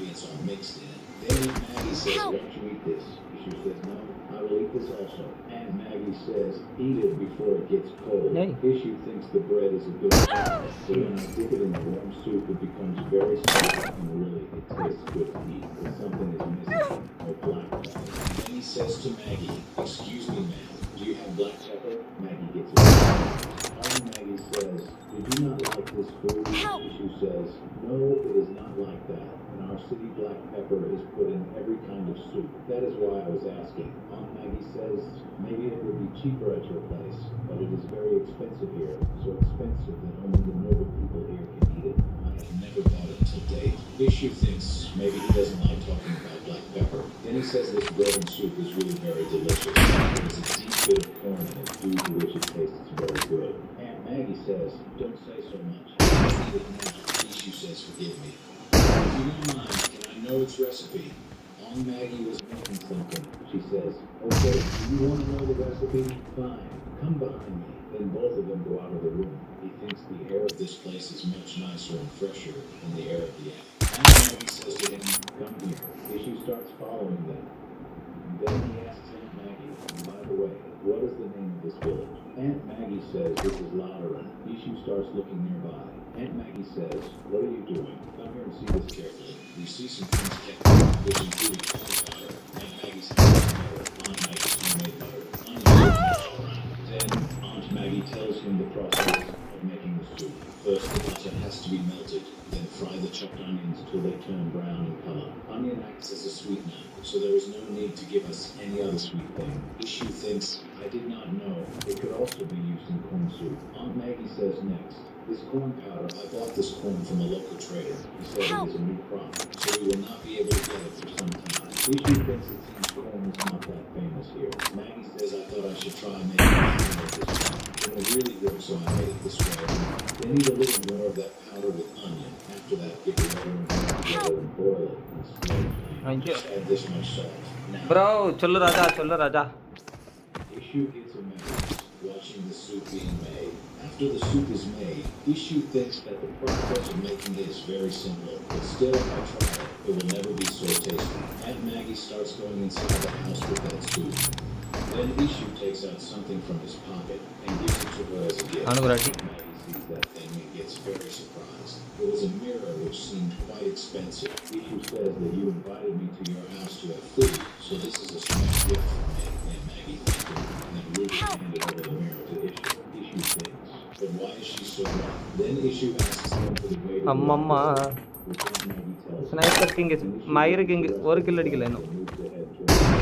Then we see Issue going and seeing a girl through the window. The girl runs away. Issue thinks maybe she is shy. Then he moves ahead towards the library. In the next scene, we see him reaching the library. Going inside, he sees a boy with a tag shell who is eating something. That boy welcomes Issue. Issue wishes good morning. And then he be at least 30 years old. What is he eating? The boy says maybe we have not met the poet before. Issue says I am an adventurer who has come to the village for some time. My name is Issue. I've come to see what is. Then Issue looks around the library and thinks, this is a library, but it is better than the bookshelf of my home. Are there only 50 books here? Maybe all these are rare books, but I am not able to understand one thing. Why is such a good man taking care of this library? The boy asks Issue, have you come here to see something? Issue says yes. Can you give me a map of the Arman Empire? The boy brings a map. Issue asks, can I borrow it? The boy says no. You have to leave him here. When Issue starts looking at the map, that boy also starts looking at it with great curiosity, seeing what she thinks, seeing what she thinks, seeing him think that he is very worried. I will have to flip the pages carefully. If a page gets torn by mistake, it will probably cause me a lot of trouble. Looking at the map, Issue says to the boy, this is a map. There is nothing on this except the sketch of the coastline and the continent. Then the boy says in Arman, it's illegal to put cities or villages on the map. There that guy points at a place and says, is this Ledoran village? Issue says to the boy, is it because of war? The boy says yes. That is why a detailed map can only be read by the players and the military. Issue thinks I hope there will be no war here at this time. I wouldn't like to live in this world and suffer the wrath and serve only the military people. Issue asks that boy if war often happens here. The man says it is not like that. The Wizard's family had prevented the war on our empire. So seeing this situation, it does not seem that anyone would have the courage to attack our empire. Issue gets happy and thinks in his mind, it is good that I will not have to serve the military people. Then the boy gives his introduction and says, his name is James. He says all the things that require he says to Issue, if you are my age, let's be frank. Issue tells your age that is 23. He says to Issue, do you use any drink, elation, etc.? Yeah. Because he is 17 years old. Issue gets shocked hearing the age of man. Issue did not think that he would be so young and both of them became friends. Then Issue asks about this food. One says that it is bread with raspberries on it. First we have to cook the flatbread and leave it for a few days, then top it up with different kinds of food on it. On this one, I used raspberries. After that, Aunt says to Issue, Help! bite. Issue thinks in his mind that after Link seeing മേടിക്കാം. this, it doesn't look so tasty. Pora. Then Issue asks മുടിക്കാം. Hans, വന്നിട്ട് അയ്യോ which is the nearest city here, Hans says, pushing the city as but it takes 3 എത്ര days അടുത്താ to പിന്നെ? reach there by car. Then Issue asks, then which is the biggest city? Hans says, Armenia. അടിച്ചതാണ്ട് അങ്ങനെ തുണയാ. Never been there. Some merchants come to our village from whom I heard about it. This place is the capital city of ആ Armenia. അപ്പടി അടി. It takes more than a month to go to this city by car. When Hans hears the sound of some people coming, he thinks that the merchants have returned. He asks Issue if he can take care of the library at this time tomorrow, because Hans has to go to the merchants. Single ഇരിക്കാ? He's a little confused. Then Hans says that he can also get the things he needs from the library. Then Issue gets confused. Then both of them come out where we see some merchants. Issue feels very cool seeing those merchants. He goes to tell something to Hans and sees that Hans is home. We see that Hans asks Aunt Maggie, where did he go? Everyone is not her. We see that he feels long to come back to his home because he had to buy something, so he needs to go. After coming home, he thinks he should take a shower. Then he thinks further that I cannot go from this world to the other world with anything. Going to another world with anything. Going to another world wearing just underwear is a bit too much. It is strange. But what can I do? But yes, it is better to take my box of gold coins to the other world than coming and going again and again. And that is why I need a subspace pocket. Then he goes to another place and takes his 2 gold coins and goes out to feed the merchants. Then he goes to a restaurant where the merchants are going to stay. There are a lot of people there and Issue likes it. He sees Aunt Maggie there. Aunt asks Issue, have you come to eat food? Well, you will have to wait for this. Issue says no problem. And Aunt says, I will bring food for you in a while. So then drink this. Issue says thank you. And then he starts thinking. And then he starts thinking, if he gives beer, then how will it taste? Like I have found ഏയ് 1v1 കളിക്ക നൂപടാ 1v1. Which he gets very surprised. Because he has been drinking such beer for quite some time, he does not let even a single drop of beer. तेरी माँ के बोसड़ी ना. This beer very delicious. He drinks it Aiva. again, then Aunt comes there. Aunt Maggie says you will have to give 1 silver and 5 copper coins in exchange for this drink. Issue gives him 4 coins, in exchange of which he gets 8 silver coins and ഏയ് നൂപടാ. some change. He thinks that this means 10 silver coins are equal to 1 gold coin, which means the cost of 1 cup of beer is ours. 15,000. Then he asks, will we have to pay something for food also? Aunt Maggie says, don't worry. You have already paid for both. By the way, is the price of beer also less in your city? Because here in our city, we get 1 cup of beer in exchange for 2 copper coins. Well, now I'm going to prepare food for you. Issue says, till then I will enjoy this beer. Then Issue looks around. There are a lot Bro, of அவனை people. வெளியே He thinks he கூட்டு should go and talk to some people. Then Hans comes கூப்பிடுங்க by வச்சு Nasu. Hans பழப்போம். says, have you எங்க வர மாட்டேங்க நான் என்ன பாரு. Would you like to join me? Bro, come out and give request bro. In our village, it is a rule to spend time with your family while eating. But my family gave me permission to go and meet the merchants. That's why. That's when he gets to eat. எவ்வளவு Pork stew with bread. Sometimes I also feel like eating with my parents. That's when Hans says your food is cooked. Shabata. It is usually eaten in winters and now it is summer. But I'm sure it will still taste very good. வா Augustus உள்ள வா Augustus. Augustus உள்ள வா அடுத்த match உள்ள போலாம். ஏய் come next match again okay. Come next match again. Augustus உள்ளடா. யாவன் ஐயே ரிக்வெஸ்ட் தான் கொடுக்குது. Time they have used essential herbs and salt in it, which gives it a new taste. I remember this taste. My mother also used to cook food like this. Oh, ಇದಕ್ಕೆ not ಬಂತಾ? என்ன adventure? Mode adventure. Now I do not like spicy food. While Thinking about all this, he Speak remembers up his mode mother. adventure. Issue is done. Play total 20 matches in World of Wonder. How much விளையாடணுமா? இது என்னது? Black pink share of black pink. அப்பனா என்ன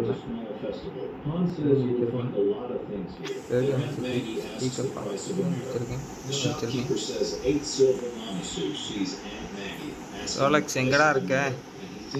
come on Rolex. Anyway, 8 silver is 80,001. If I were to sell 3 a day, come on Rolex, come on. Then I will earn 7 million a month.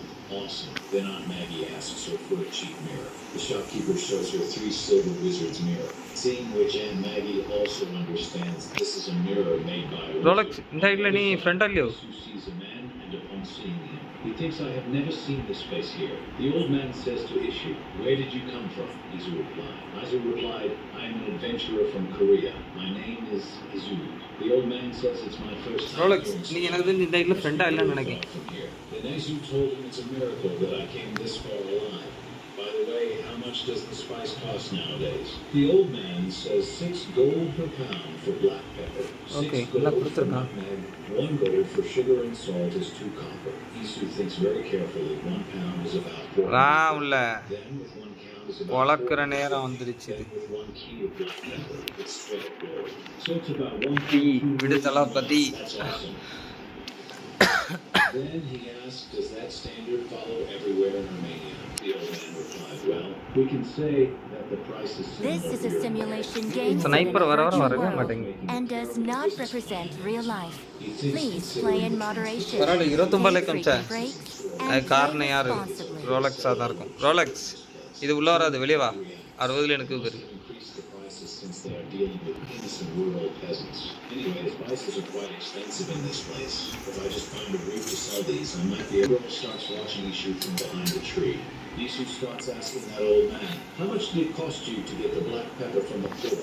The old man replied, of course, I can't say that. Then Ishu again says, did I mention that black pepper is really cheap in the place where I came from? Then Ishu says, giving an evil smile, if we talk about this, I might be able to provide those at a reasonable price. Then the old man replied to the Isu that 3 gold. And where's ready? Okay. Anyway, Isu says let's go. They come here and that reduces their burden of having to go to the big city. I think they will buy it for 2 gold coins, right? ஐயோ இதுவும் போகாதுன்னு நினைக்கிறேன். 60ல எனக்கு before deciding on the exact price. Hearing his lines then, the old man says so. Why don't you sell all the black pepper you have? This is a simulation game set in a virtual You are lacking in supplies. Is that it? The old man எத்தனை match ஒரு மேட்ச்காண்டி எத்தனை match பண்ணணும்? The royal family too. That is why this time I could buy only 5 pounds of black pepper. Isu thinks I can understand why it is so expensive. It is brought from such a far distance. If they can bring even 2 kg of black pepper from that far, it is a big thing. Then he says, forgive me, but for today I don't have anything. Then the old man gives him a card and says, take this. It was written on the card, spy store. Call it Mugwell. The central market of Romania City, Spy Street. No. 5 in the continent. Come to my store, and now goodbye. When the next scene is you sees a kid sitting, he thinks he should go and talk to that kid. He goes to the kid and asks, hey kid, do you live here? The kid This says, is a simulation game set in a virtual world and does not represent real life. Please play in moderation. Take frequent breaks and play responsibly. The kid says, liar. I have read 100 books, but still I have not heard about Korea, what you are talking about. Isu says, do you know I am 23 years old, and I have read more than thousands of books, but still there are many things about which I still have to know. And do you think you know more than me? That boy says, I'm the son of a general merchandiser, I'm a scribe. What about you? This is his name to which that boy says, this is a very intellectual man. And by the way, seeing that you have read thousands of books,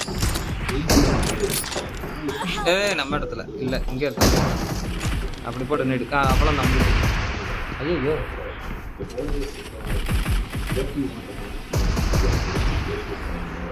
ஆடா பைசே வரேன் சாப்பிட்டு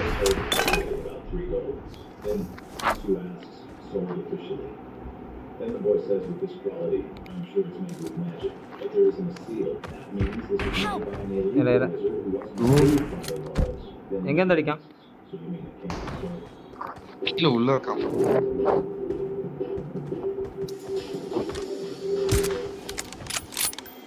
So I guess I should just quietly sell it. And the boy says yes, you can sell it on the black market. அவன் கிட்ட நின்னுட்டான் போல macaque பயந்து. அவன் எங்க இருக்கான்? Watch out. We see that the boy likes that mirror very much. Isu says, can you keep this? The boy gets very shocked and says, really? I can keep this? But for 1 second, will you have any condition in place of this? Because there is no such thing as free in this world. After that, Isu asked the boy then, let me ask a question. You came from Pussy, right? Aren't there any other villages around? The boy replied, there's a big village named Bgmi. That's 2 hours away from here. But I like to learn more. Isu asked why.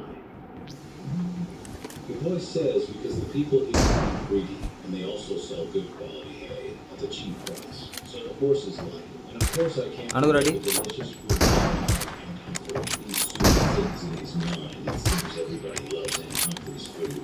Then Isu asks, what about Romania City? The boy says it's really a good place to live. It's just that the houses are really expensive. Isu asks, is it too expensive? Then Isu thinks. His words remind me of So's words. Then the boy told a hut in this village is 20 golds. And that's about the price, of course. By the way, Mr. Isu, wait for the ride. நான் இப்போ தான் பார்த்தேன் பார்த்தோன்னே பட்டினா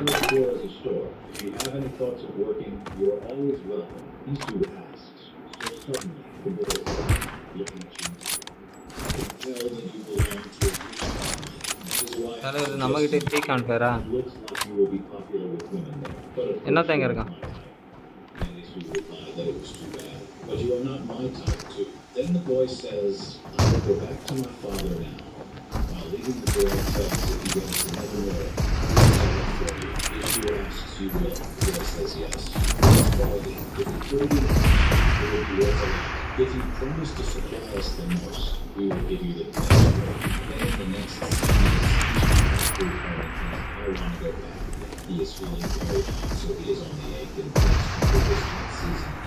I just want to live in Lorraine, selling black pepper. Then he opens the fridge. என்ன தேங்க இருக்கான் bro not எங்க தெரியல bro bro இங்க நம்ம இடத்துல கண்டினியூ பண்ணிட்டோம் bro ஐயோ ஸ்னைப்பர் ஷாட் வச்சிட்டான் பா எனக்கு The pieces of little cookies embedded are given a nice chewing texture. Then he becomes happy and finally decides that he will leave his job. Then he starts searching for the amount of black pepper. சென்டர்ல கீழ இருக்கான் பாத்துக்க 1 kg black pepper.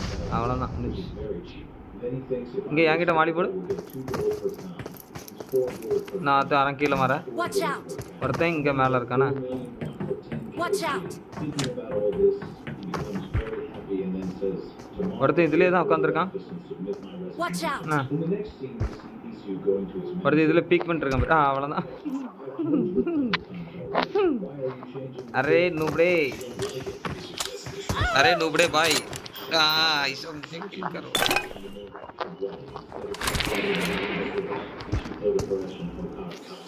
But that efficient source is where the error came from before. Then Sisu starts thinking in his mind about all those things which require a lot of hard work as a programmer. Then his manager shouts and says, hey, his manager drops some of the papers that Isu had done for work and him saying, are you thinking of using your dead parents as a bro வந்துட்டானா எப்பா எனக்கண்ணே மாடி போட்டான்ப்பா சாவலுக்கு ஒரு வாய்ப்பு கிடைச்சி அவனே மாடல விழுந்தான் பைத்தியக்காரன்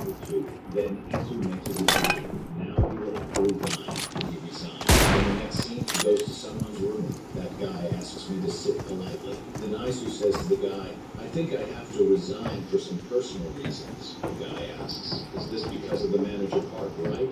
Isu tells that boy that till now I have done each and everything they said to me. And I have also heard each and every comment abuse they said to me. But now they are saying wrong things about my parents, which I'm finding very difficult to tolerate. That boy says that all of us together are thinking of complaining against the party in story time. But the CEO is only listening to our complaints. He's not able to do anything against them because the people who are supporting him. This is what he says. We talk about his ability. He does not do that bad work. It is only because of this that we were not able to fire him. I cannot even concentrate on my work while remembering what manager said. The man says, I can understand.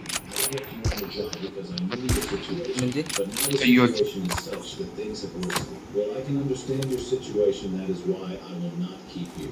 Even I myself do not know for how long this company will survive, but I am hopeful that we will get poets again. He says, you are really a very good person. You should take care of yourself. He thinks it's bad that this dimension gate is not there, and I would have to give some more years to the park manager. And he says to that guy, thank you for making me understand. Now I want permission to leave from here. That guy says, okay, let me outside the office and things. You won't go without me. Even if I வாய் பழந்தை அடிச்சிட்டான் even then the people I believe will take care of this company. But I'm thinking what will happen to the manager. மறுபடியும் வா தவுக்குற நேரம் வந்துடுச்சு.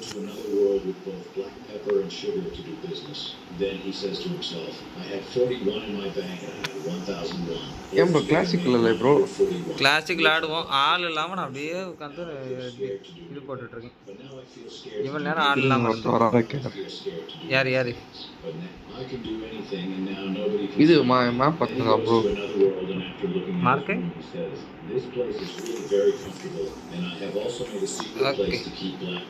என்ன ஆள்னா கூட Suraj bro game வரீங்களா bro?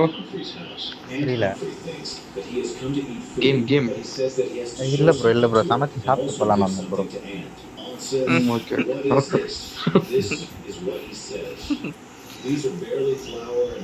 Okay இப்போ ஒருத்தி வரலன்னா நம்ம மேட்சை போட்டு போயிட்டே இருப்போம். ஓகே வரல மேட்சை போட்டுரும். புரியல ரெடி கொடு. இல்லை ஒருத்தி ரிசர்வேஷன் கொடுத்தா நம்ம கொடுத்தா அக்செப்ட் பண்ணிட்டு உள்ள இருக்கா விளையாண்டுட்டு இருக்கா. வேற என்னத்துக்கு நம்ம கொடுக்கணும்? இந்த ட்ரெஸ்ஸை மட்டும் மாத்து ப்ரோ. நீ இந்த ட்ரெஸ்ஸை மட்டும் மாத்திட்டு ப்ரோ. ஐயோ யாரு ப்ரோ? அவ்வளோதான் JEDAYD அவ்வளோதான். இந்த ட்ரெஸ்ஸை பார்த்தாலே இந்த ட்ரெஸ்ஸு அப்புறம் அந்த ப்ளூ கலர்ல ஒரு ட்ரெஸ் இருக்கும் பாருங்க. அந்த போன எக்ஸூட்ல வந்துச்சு பாருங்க. போன எக்ஸூட்ல வந்து வந்துச்சு. This is a simulation game set in a virtual world and does not represent real life. I won my last match. I got 5 eliminations just now. Awesome. தொலைன்னு ஒரு ட்ரெஸ் ஒன்று தொங்குமே அந்த வயலட் கலரா. ஆமா தெரியும். பாவடை ஒரே இதுல தான் வந்துச்சு. ஒரே கிரேட். ஆமா ஒரே கிரேட். அது கூட ட்ரெஸ்ஸை பார்த்தாலே எனக்கு எரிச்சலா ஆகும். இது எக்ஸிக்யூட்டிவ் ஃப்ரீயா கிடைச்சே. அப்போ சரி போடுண்டு அந்த எமோட் நல்லா இருக்குப்பா. அதுக்கு இல்ல எனக்கு பிடிக்காத ஒருத்தி போட்டுருப்பா இதை. அதனால எனக்கு இதை பார்த்தாலே அப்படி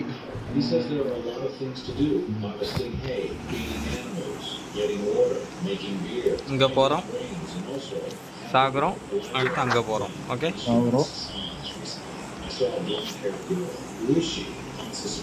இங்க போறோம் சாவுறோம் அங்க போறோம்.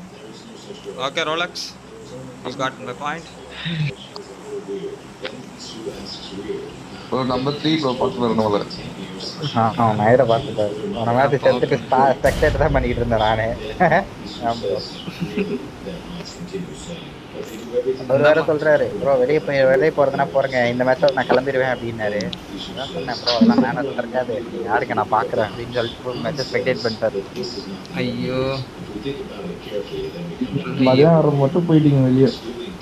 புரியல ப்ரோ. மதியம் ஆடும்போது வெளியே வேலை இருந்ததுன்னா ப்ரோ போனேன். அதுக்கப்புறம் பிளான் வந்து இதுவாயிடுச்சு. பிளான் வந்து வெட்னஸ்டே மாத்தியாச்சு. கிட்ட வந்து அன்ஃபாலோ பண்ணுங்க. அன்ஃபாலோ சொல்றதுக்கு என்ன ப்ரோ? எல்லாரும் என்கிட்ட எல்லாம் தெரியல. உங்களுக்கு நான் அப்புறமா சொல்றேன் ப்ரோ. அப்புறமா நீ எனக்கு கால் பண்ணு bro.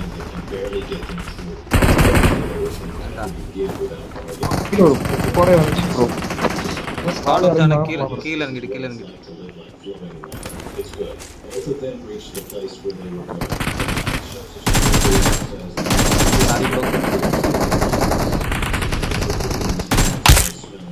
It smells good. It smells like a mixture of grass and food. Then Isu says, I heard of a world without a hope. It tastes like shit. It's fortunate that there was hope here. It's lost in his thoughts. And I'm what are you doing? Then Isu says nothing. I was just thinking about something else. I just have to put this in bro. யார் கடாது? எங்க bro வந்து அடிச்சான்?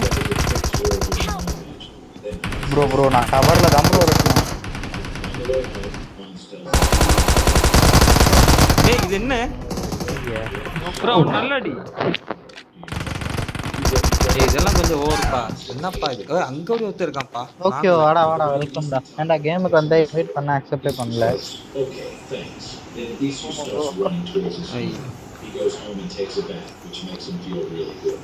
அங்க மேல ஒருத்தன் கேம்பிங்ல நான் அத பாத்தியா? இங்க போறோமா? Okay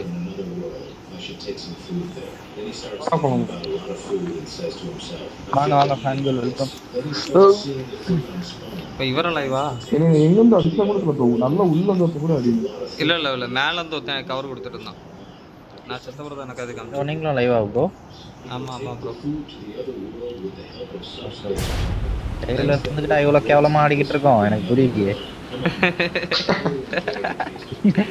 very good. இதை விட கேவலம் ஆடுவோம் என்னதான். அடிதான் நடக்கணும். இந்த மாதிரி செத்துட்டு எப்பயே கம்பேக் கொடுக்கணும். இல்ல இல்ல ஹேக்கர் அப்படின்றணும்.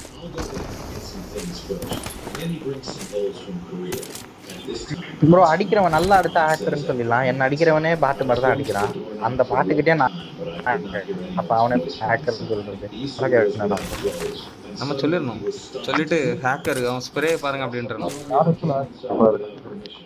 ஏய் போடா டாமி போ. இங்க வேற ப்ரோ இன்னைக்கு ஃபுல்லா ஏதாவது ஷார்ட்ஸ் சிக்கோன்னு பாக்குறேன். ஒரு கிளட்ச் இல்ல ஒண்ணு இல்ல. அப்ப நீங்க எக்ஸிட் பண்ண மேட்ச் ஒரு சரியான நாணி. அப்படியா? சரி அப்ப அவன் என்ன பண்ணான்னு தெரியும்ல, அதை நீங்க சொல்லுங்க. நம்ம ரூம் மேட்ச் போட்டு கடைசியில நான் எல்லாரையும் கிளியர் பண்ணி கடைசி வரைக்கும் வந்துடுறேன். நீங்க கடைசியில வந்தீங்கன்னா உங்களை வச்சு பண்ணிக்கிறேன். என்ன சொல்றீங்க? நாளைக்கு இல்லடா ஏதோ பாட்டு எனிமி ப்ரோ என்ன பேரை பாருங்களா ஒரே நிமிஷம் இருக்கீங்களா? என்ன எங்க ப்ரோ அவன் நேரில் தான் முன்னாடி தான் ப்ரோ போயிட்டு இருந்தான். முன்னாடி அந்த பாறையில பின்னாடி விட்டுருக்கான் பாரு. இங்க இருக்கான் பாரு ப்ரோ. பதுங்கி போயிருக்கான். அவன் டீம்மேட் எவனா இருக்கானா என்ன? ஆமா ப்ரோ இங்க இருக்கான். ஹலோ ப்ரோ எல்லாத்தையும் டிராப் பண்ணிக்கினே வரான் ப்ரோ. வேணாம் தெரிஞ்சு வச்சு ஓகே எல்லா கண்டையும் டிராப் பண்ணிட்டான் ப்ரோ.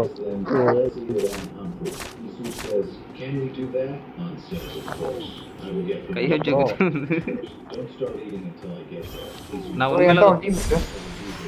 அவன் டீம்மேட்டா எங்க இருக்கான்? பேருக்காக தான் ப்ரோ தூக்கி வச்சேன். எல்லாம் தூக்கி வச்சிருக்க மாட்டேன். என்ன பேரு? என் வீட்டு மேல பின்னாடி ஒன்று ஏற்றினா ப்ரோ.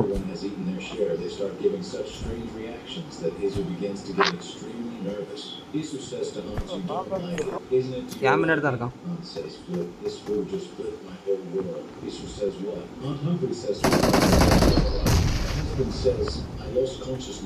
நேடு போட்டேன். என்ன பேர் டெஸ்டர்? என்ன தரங்க நானா? இன்னொருத்தனா? ஆமா இன்னொருத்தன். Then he says, yes, it's a common spice used in my hometown. Aunt Humphrey said, is it not your type? Aunt shouts and says, it's completely my type. It's my type. Hey, nothing. Everyone enjoys eating there. Next day, morning time is shown. Let's go sell கரெக்டா அதை ஒட்டி நிக்கிறான். உள்ள மாலி போடுங்க.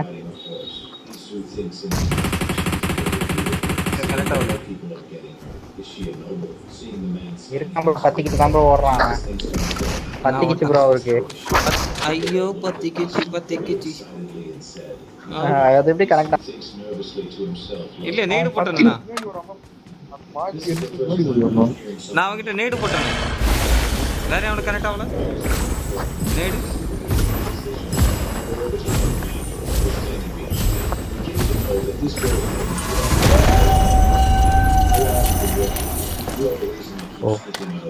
போட்டான் bro என் குழப்பில் மண்ணல்லி.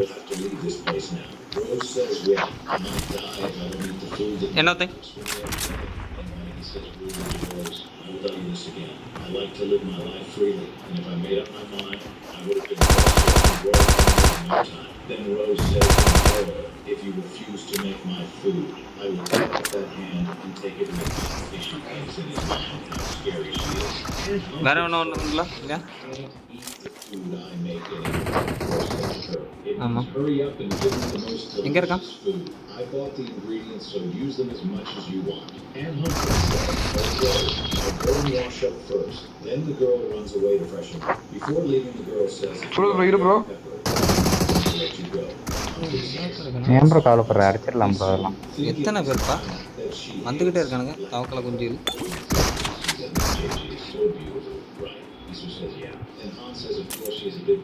Short கன்னுக்கு மட்டும் ஆமோ எல்லாம் பார்த்தா சொல்லுங்க. என்ன உள்ள இருக்குது மார்ப்பீங்க. It's all good. I was furious when that rumor about my shitty temper was spread. Now it's too late to take that back. I bet that my driver பொலப்புல மண்ணலி போட்டான் ப்ரோ. ஒரு content. ஆமாம் ப்ரோ கண்டென்ட் எடுக்க விட மாட்டேன். Current cut ஆச்சு bro. Current cut ஆயிட்டா? இந்த current cut ஆயிட்டா வைஃபை மட்டும் வராது. வைஃபை மட்டும் வராது. வைஃபை வராது, லைவும் போகாது. ஆமா ப்ரோ வைஃபைல தான ப்ரோ லைவ் போடுவோம். இது எப்ப எப்படி நடந்துருக்கா? லைவ் போட்டோம்னா கரண்ட் போற மாதிரி. இந்த ஒரு நிமிஷம் இல்ல போட்டோனே இல்ல, நான் ஆல்ரெடி போட்டு நான் எப்போ மதியம் 2 மணிக்கு போட்டேன். இல்ல அந்த மாதிரி கட்டா இருக்கான்னு கேட்டேன். ஆயிருக்கு அந்த மாதிரிலாம் இருக்கு.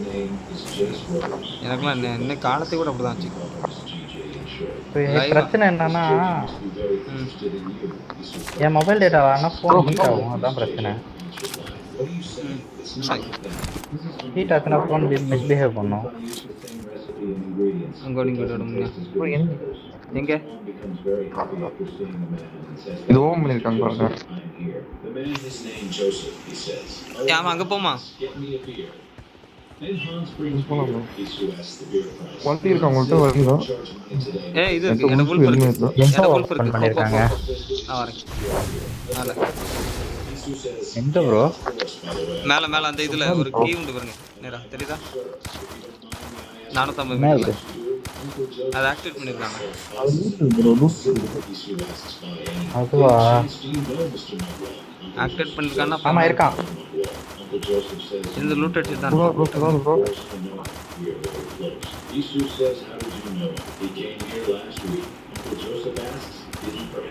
ஓப்பன்ல இருந்து லூட் அடி போடி. ப்ரோ நீ எங்க ப்ரோ எங்கேயோ போய் சுத்துற? நேராவே போய் சுத்து ப்ரோ, பிரச்சனை இல்லை. வாயிலே அதெல்லாம் அடிக்க மாட்டான் ப்ரோ. பாருங்க அவருக்கு நேரா படிச்சார். நீங்க சுத்துன சுத்து ப்ரோ. பாருங்களேன் ஊரை சுத்தி கூப்பிட்டு ப்ரோ. அவன் ஒருத்தன் தான் ப்ரோ, அதான் அந்த அளவுக்கு அடிக்கிறான் கிடையாது ப்ரோ. அவன் பார்த்தாலே தெரியும். 3x வந்து புரியுதாமா ப்ரோ? என்ன அதான் சொல்றேன்.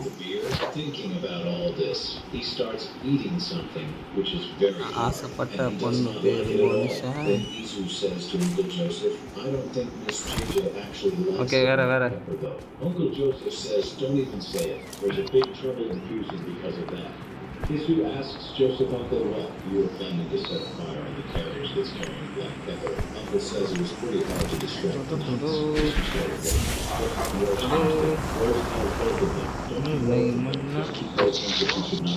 யார் உள்ள போனது? எல்லாரும் உள்ள போயிட்டீங்களா? நானே.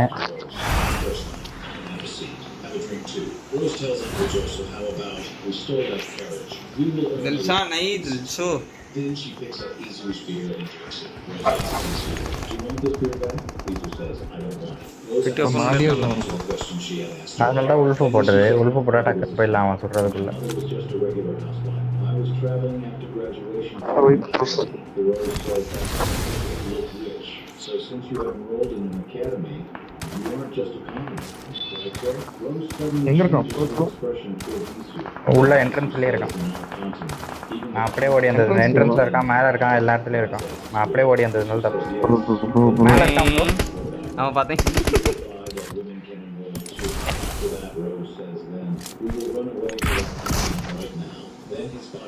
வேற என்ன இருக்கானா? இல்ல. என்ன இருக்கானா ரைட்ல? வேற என்ன போஸ்ட் கேக்குது bro? food when her bodyguard says, I can't let you eat something that looks ஆத்தா மகமாயி கண் பார்த்தா போதும். அவன் என்னடா அவன் ஃப்ரெண்டு கிட்ட சொல்லுவான், அப்படியே மச்சான் டிபிஎஸ் வச்சு அப்படியே உட்காந்துடுறாங்கடா பசங்க.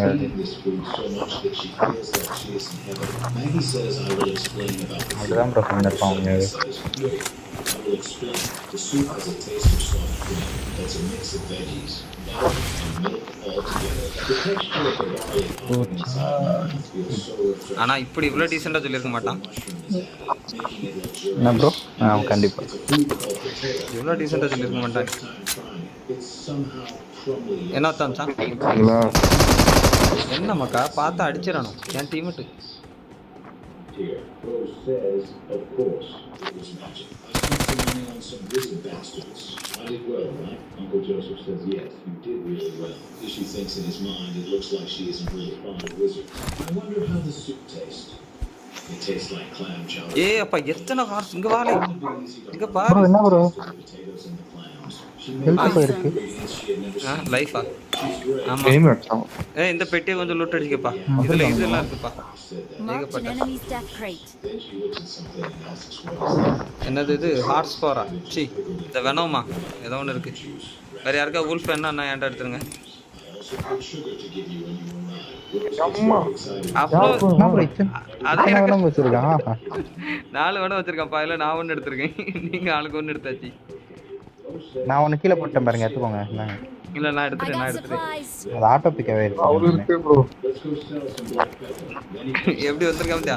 Vijay bro, Alvin hi Alvin. ஜாலியா இருக்க போல. ஏய் ப்ரோ ஹாய் நிஷா. நான் வந்து மேல அந்த வீட்டு மேல இருக்கானோ. வெளியே போடா. இந்த மேல போய் உட்கார்ற நாய்களை பார்த்தாலும் எரிச்சல் மாதிரி ஆகுது ப்ரோ. சத்தியமா எனக்கு ஒரு 2 மேட்ச்சுக்கு முன்னாடி போய் பாருங்களேன், அப்படிதான் சுத்திருப்பேன். அதான் ப்ரோ அவன் மட்டும் தான் ப்ரோ இருக்கான். அந்த நாயை டார்ச்சர் பண்ணி கொள்ளணும். கொஞ்சம் இருங்களேன். இரு ப்ரோ, மாலிலாம் போடாத ப்ரோ. போடல. ஹாய் நிஷா. கோயிலுக்கு வரல. எந்த கோயிலுக்கு? தங்கம் எங்கடா இருக்க ப்ரோ? எங்க ப்ரோ போயிட்டான்? கீழே தானே இருக்கும். என்ன இருக்கான் எங்க இருக்கான்? அவனை கொஞ்சம் ஆல் சாட்ல கூப்பிடு ப்ரோ. அவனை ஹாய் ப்ரோ வர சொல்லு ப்ரோ. அவனை ஹாய் ப்ரோ. Hello bro. பேசுறானா? பேசலையா? பேசல. ஏன் ப்ரோ இப்பெல்லாம் ஆல் சாட்ல எவனும் பேச மாட்டான்? எல்லாம் நல்லவன் ஆயிட்டாங்களோ தெரியலையே. Hello bro. தெரியல, நான் இப்போ நிறைய ட்ரை பண்றேன். போட்டா ஹலோ ப்ரோ, டிராகுலா வடிக்க போறோம், வரியா ப்ரோ? அடிச்சது வரைக்கும் போகும். டிராகுலா வடிக்க போறோம், வரியா ப்ரோ? சைலா அக்கா கோயில் கொடையில இந்த இன்ஃபார்மேட் எடுத்துனேன் அண்ணா. அவ்வளோதான், டைம் முடிஞ்சிடும் அதுக்குள்ள.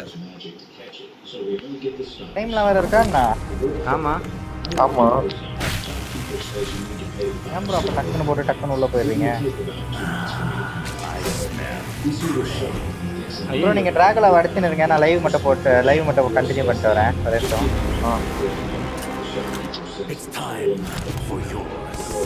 ப்ரோ என்கிட்ட வர விடாதீங்க ப்ரோ அவனை. ஓகே.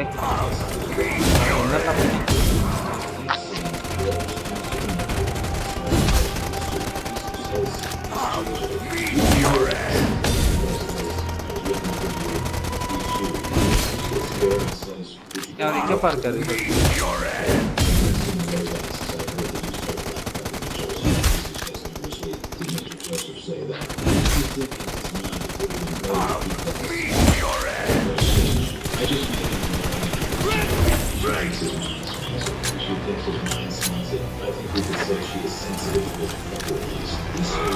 எப்பவும் அங்கே கோயில் தெரியல Alvin.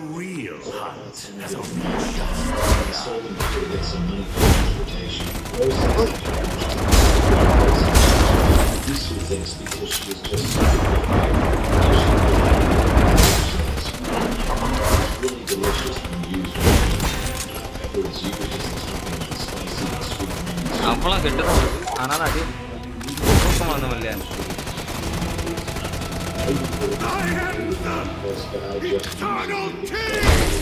Says it's not that kind of problem. ஆனா எல்லாம் பார்த்து ஏய் இப்படி ஒருத்தன் இருக்கானா அப்படின்னு யோசிச்சேன் ப்ரோ. யோ இவ்வளவு இறங்கி இருந்த இப்பதான் தெரியுது அவன் ஒரு கண்டக்டரும் அப்படின்னா. ஏமாற எடுத்துருவோமா? ஏடபிள்யூ அதெல்லாம் எடுத்துக்கோங்க. P90 இருந்தா சொல்லுங்க.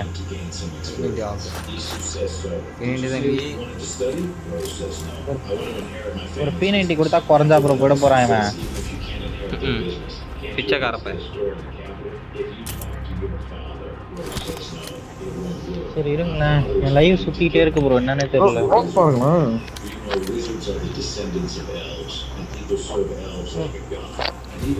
வெளியே போயாச்சா நீங்களாம்? ஜம்ப் எங்க ஜம்ப்? எங்க ஜம்ப்? ஐயோ தெரியாம சாய் ப்ரோ லைவ் ஓபன் ஆச்சு. அதுல பின் கமெண்ட் என்ன போட்டிருக்காங்கன்னா OGBTS squad Sai ghost Tom and ஈஸ்வான் போட்டிருக்காங்க. தெரியல, அப்படிதான் சாய் ப்ரோ கமெண்ட்ல அப்படிதான் போட்டிருக்கு. சாய் ப்ரோ பின் மெசேஜ்ல அப்படிதான் போட்டிருக்கு. அது தெரியாம ஏன் லைவ் கிளிக் பண்றதுக்கு பதிலா தெரியாம வேற ஒரு லைவ் கிளிக் பண்ணிட்டேன். இது சுத்துதா இல்லையான்னு செக் பண்றதுக்காக சாய் ப்ரோ கிளிக் பண்ணிட்டேன். அதுல வருது அந்த டீமா. இது நம்ம முன்னாடி ஃபைட் எடுத்தது நம்ம ப்ரோ இருங்க ப்ரோ நான் ஒரே நிமிஷம் என் லைவ் சுத்துது என்னன்னு பார்த்துட்டு வரேன். என்ன கேட்டா இது ரோலக்ஸ்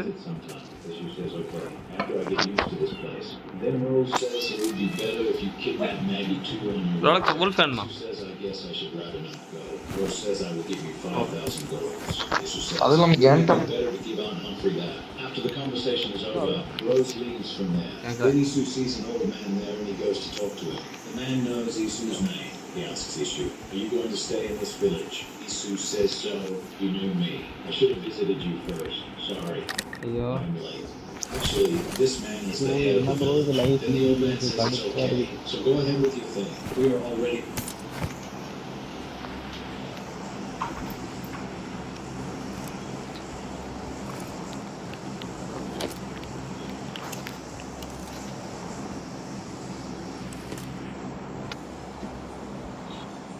பாடியோ வந்துருச்சு ப்ரோ.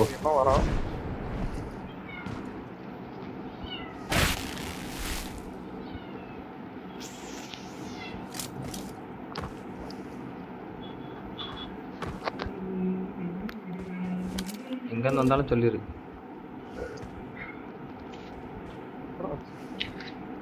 இப்போ ஓகேவா ஃபேன்கள்? ஓகே இப்போ லைவ் சுத்தலாம்ல?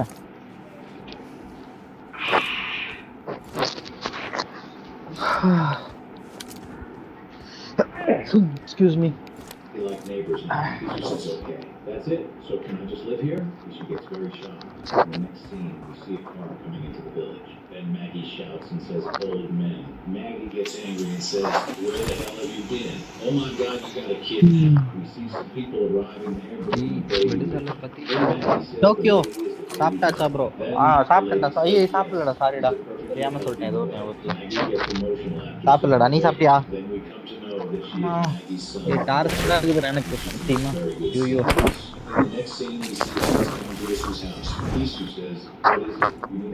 எடுத்தா கூட கௌரவமா பழைக்கலாம் போல. ஸ்ட்ரீம் போட்டு அப்படியா இருக்கு. Then Han says, Mr. Isu, I need to tell you something. Isu asks, what is it?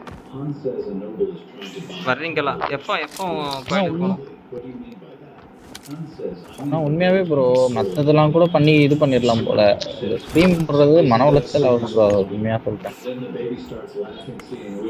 யார் பார்த்த பிள்ளையோ எங்கள் மனசுல உள்ள பாரமையே தீர்ந்து போச்சு. இல்லை ப்ரோ, எனிமி வந்து கேம்ப் அடிக்கலாம்.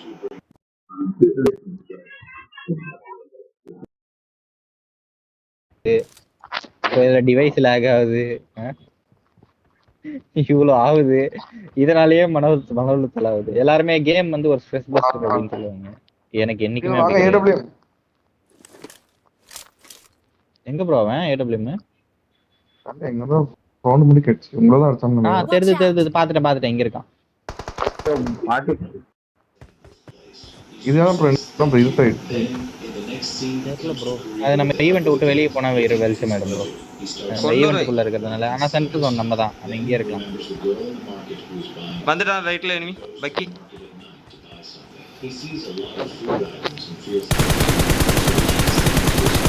ப்ரோ நீங்க தனியா இருக்கீங்க. Then while walking, he reaches the fish market, and seeing so many fish, he becomes very happy. When he sees a fish, then he sees the same fish that the girl was on that day. What are the loot box in the bro? Fish, Isu says yes. But please remember, the shopkeeper says okay. Isu buys a lot of that fish. Then he goes home with so many fish and thinks it's been a while since I ate some proper fish. Then we see a type of sauce called பாறை பின்னாடியா இருக்கான். Isu says they don't have SM sauce there. Marked a location. அங்கதான் bro இருக்கான். He continues things in his mind. I learned this when I was studying abroad. And lastly, if I put the nuts in mix, then it's done. The side then one he on packs all the things to eat the fish and says I took some barley just in case. Because porridge is more common than rice in this place. வரீங்களா? வாரேன். Come on people, let's go for 50 likes. 50 likes போலாம் பாருங்க. You should try the outer layer when frying fish so that the oil will come out and prevents the fish from sticking to the top. அவனை அடிக்கிறானுங்க, ஆனா வந்து இதாகுது. Remembering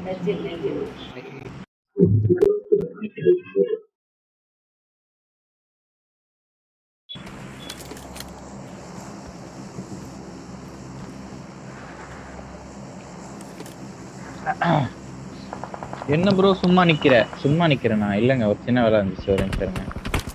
எங்க bro enemy? ஏய் இந்த பக்கம் யாரோ இருக்கான் ப்ரோ.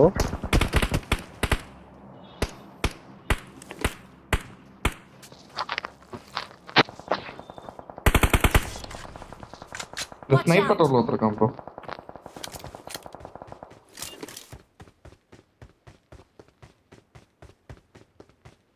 இங்க ஏன் முன்னாடி?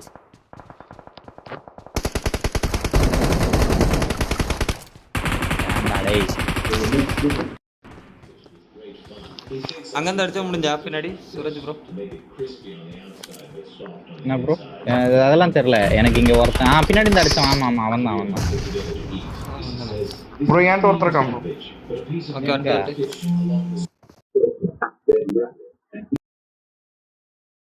கூப்பிட்டு நேக்குறீங்க. பாடு சீர்றனி.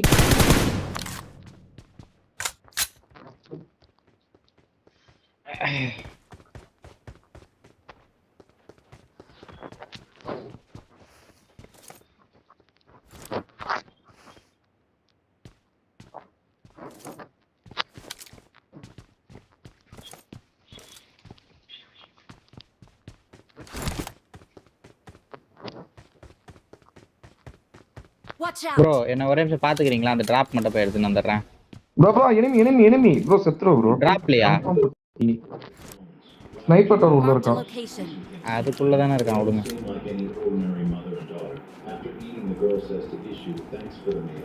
போனோமா நைஸா எடுத்தோமா வந்தோமான்னு இருந்திருக்கேன். நான் அதெல்லாம் பண்ணவே மாட்டேன். ஏன் கோவப்படுறீங்க?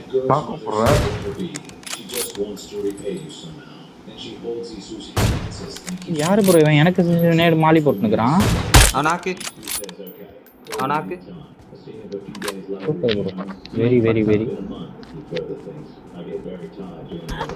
ஏய் இன்னொருத்தர் இருக்கான். Jesus thinks that Hans has come to call him to do that work again. Isu asks in a very weird way, Malia, what are we going to do today? கீழ தான். எனக்கு அப்படியே கவர் பண்ணுங்க. Would you like to go to Lucian village with me? He is surprised to hear the name of the new village. Modiji மறுபடியும் உங்களுக்கு Isu starts vomiting profusely. ஏய் bro Vijay bro ஏர்ல அடி ப்ரோ. நல்லா தான் அடிச்சேன். விஜய் ப்ரோ ஓகே நான் பாத்துறேன். Let's meet at this spot after about an hour. I will be at the pub if it gets too late. Han says okay. Then he goes to meet. ஐயோ நேடு போட்டே sorry. செத்தானா நேடு. Bro செத்தானா? நான் number அடிச்சேன். பைத்தியக்காரன். ஒரு kill கூட வரல. ஏய் இவர் தானா ப்ரோ இது? இல்ல இன்னொருத்தர் இருக்கான். ப்ரோ நானி நேடு போட்டா நானி. Isu says okay, then give me 2 of those. The shopkeeper says anyway, Where are you going to use these? Isu says, baby dive. அந்த நாடி தான் கில் எடுத்தது அதான் பார்த்தேங்க. The next scene, Isu is about to go to another place when he sees a swordsman holding a heavy sword. Bro பண்றாதீங்க வெச்சு fun பண்ணலாம். எங்க இருக்கானே தெரியலையே. ஆமா ப்ரோ விக்கியே கூட்டி வந்துருங்க. Okay okay okay. எனக்கு தெரிஞ்சு அவன் ஃபன் பண்ணா சரி. You just passing by this place, right? Rose says it's not that. I came out to observe. Haven't you heard the news? As you ask what news, Rose says the new noble buys this land. They will be. ஏன்ட்ட இருக்கான் bro நல்ல player bro. Bro வந்துரு zone வர விட்டுறவன. நான் ஓடி போறேன். இல்ல zone வரட்டும். நீங்க அங்கே இருந்தீங்கன்னா ஜோன் வரும். Rose gets shocked after hearing this news and she says what? Then I won't sit still either. She asks Isu to follow. நல்ல பிளேன் சொன்னா? விஜய் ப்ரோ இல்ல இல்ல அவன் ஹீல் ஆகி வருவான்.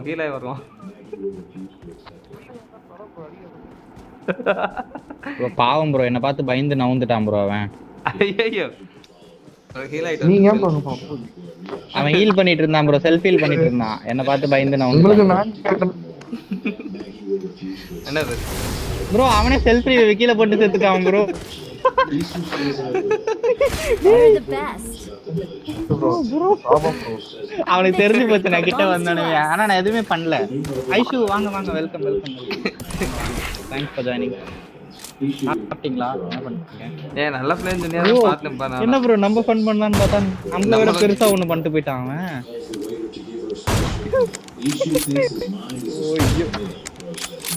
Every inn has a special meal for nobles. Their special meal arrives. Isu doesn't have food at all. வெரியா பண்ணு bro சத்தியமா. Isu says thanks for the meal. அவன் Eats the food. அடிச்சதே பெருசா. He feels like vomiting because எந்த நேரத்துல விட்டு போனான். Raya says smilingly, what do you think? Isn't it tasty? Try the bread too. Then he comes home with the Hans in the next scene, and he is just thinking about eating it and says it's Rolex. Now I understand why Miss GJ is obsessed. Rolex. ஐயோ அவரை வெளியே தள்ளிட்டா தெரியாம. அவரை kick out பண்ணிட்டேன். Sorry நான் கொஞ்சம் கழிச்சு வரேன். லைட்டா அவரை கூட்டுக்கேன். சாரி ப்ரோ சுருச்சு ப்ரோ. ஒன்னு லீட் நான் கூட தனியா வந்தேன். கொஞ்சம் வெயிட் பண்ணு ப்ரோ. ஒன்னு லீடர் ஆக்கி போயில கிக் அவுட் பண்ணிட்டேன் ப்ரோ. பரவாயில்ல. இல்ல சாரி கேக்குறீங்கல அந்த மனசு ஐயோ இல்ல நான் கொஞ்சம் கழிச்சு வரேன். கோயில் வர போயிட்டு வந்துறேன். சரியா ரோலெக்ஸ் லைட்டா போயிட்டு வந்துறேன். போறோம் கோயில். சரி ப்ரோ. கோயிலுக்கு. ஓகே போயிட்டு வாங்க. Okay bye.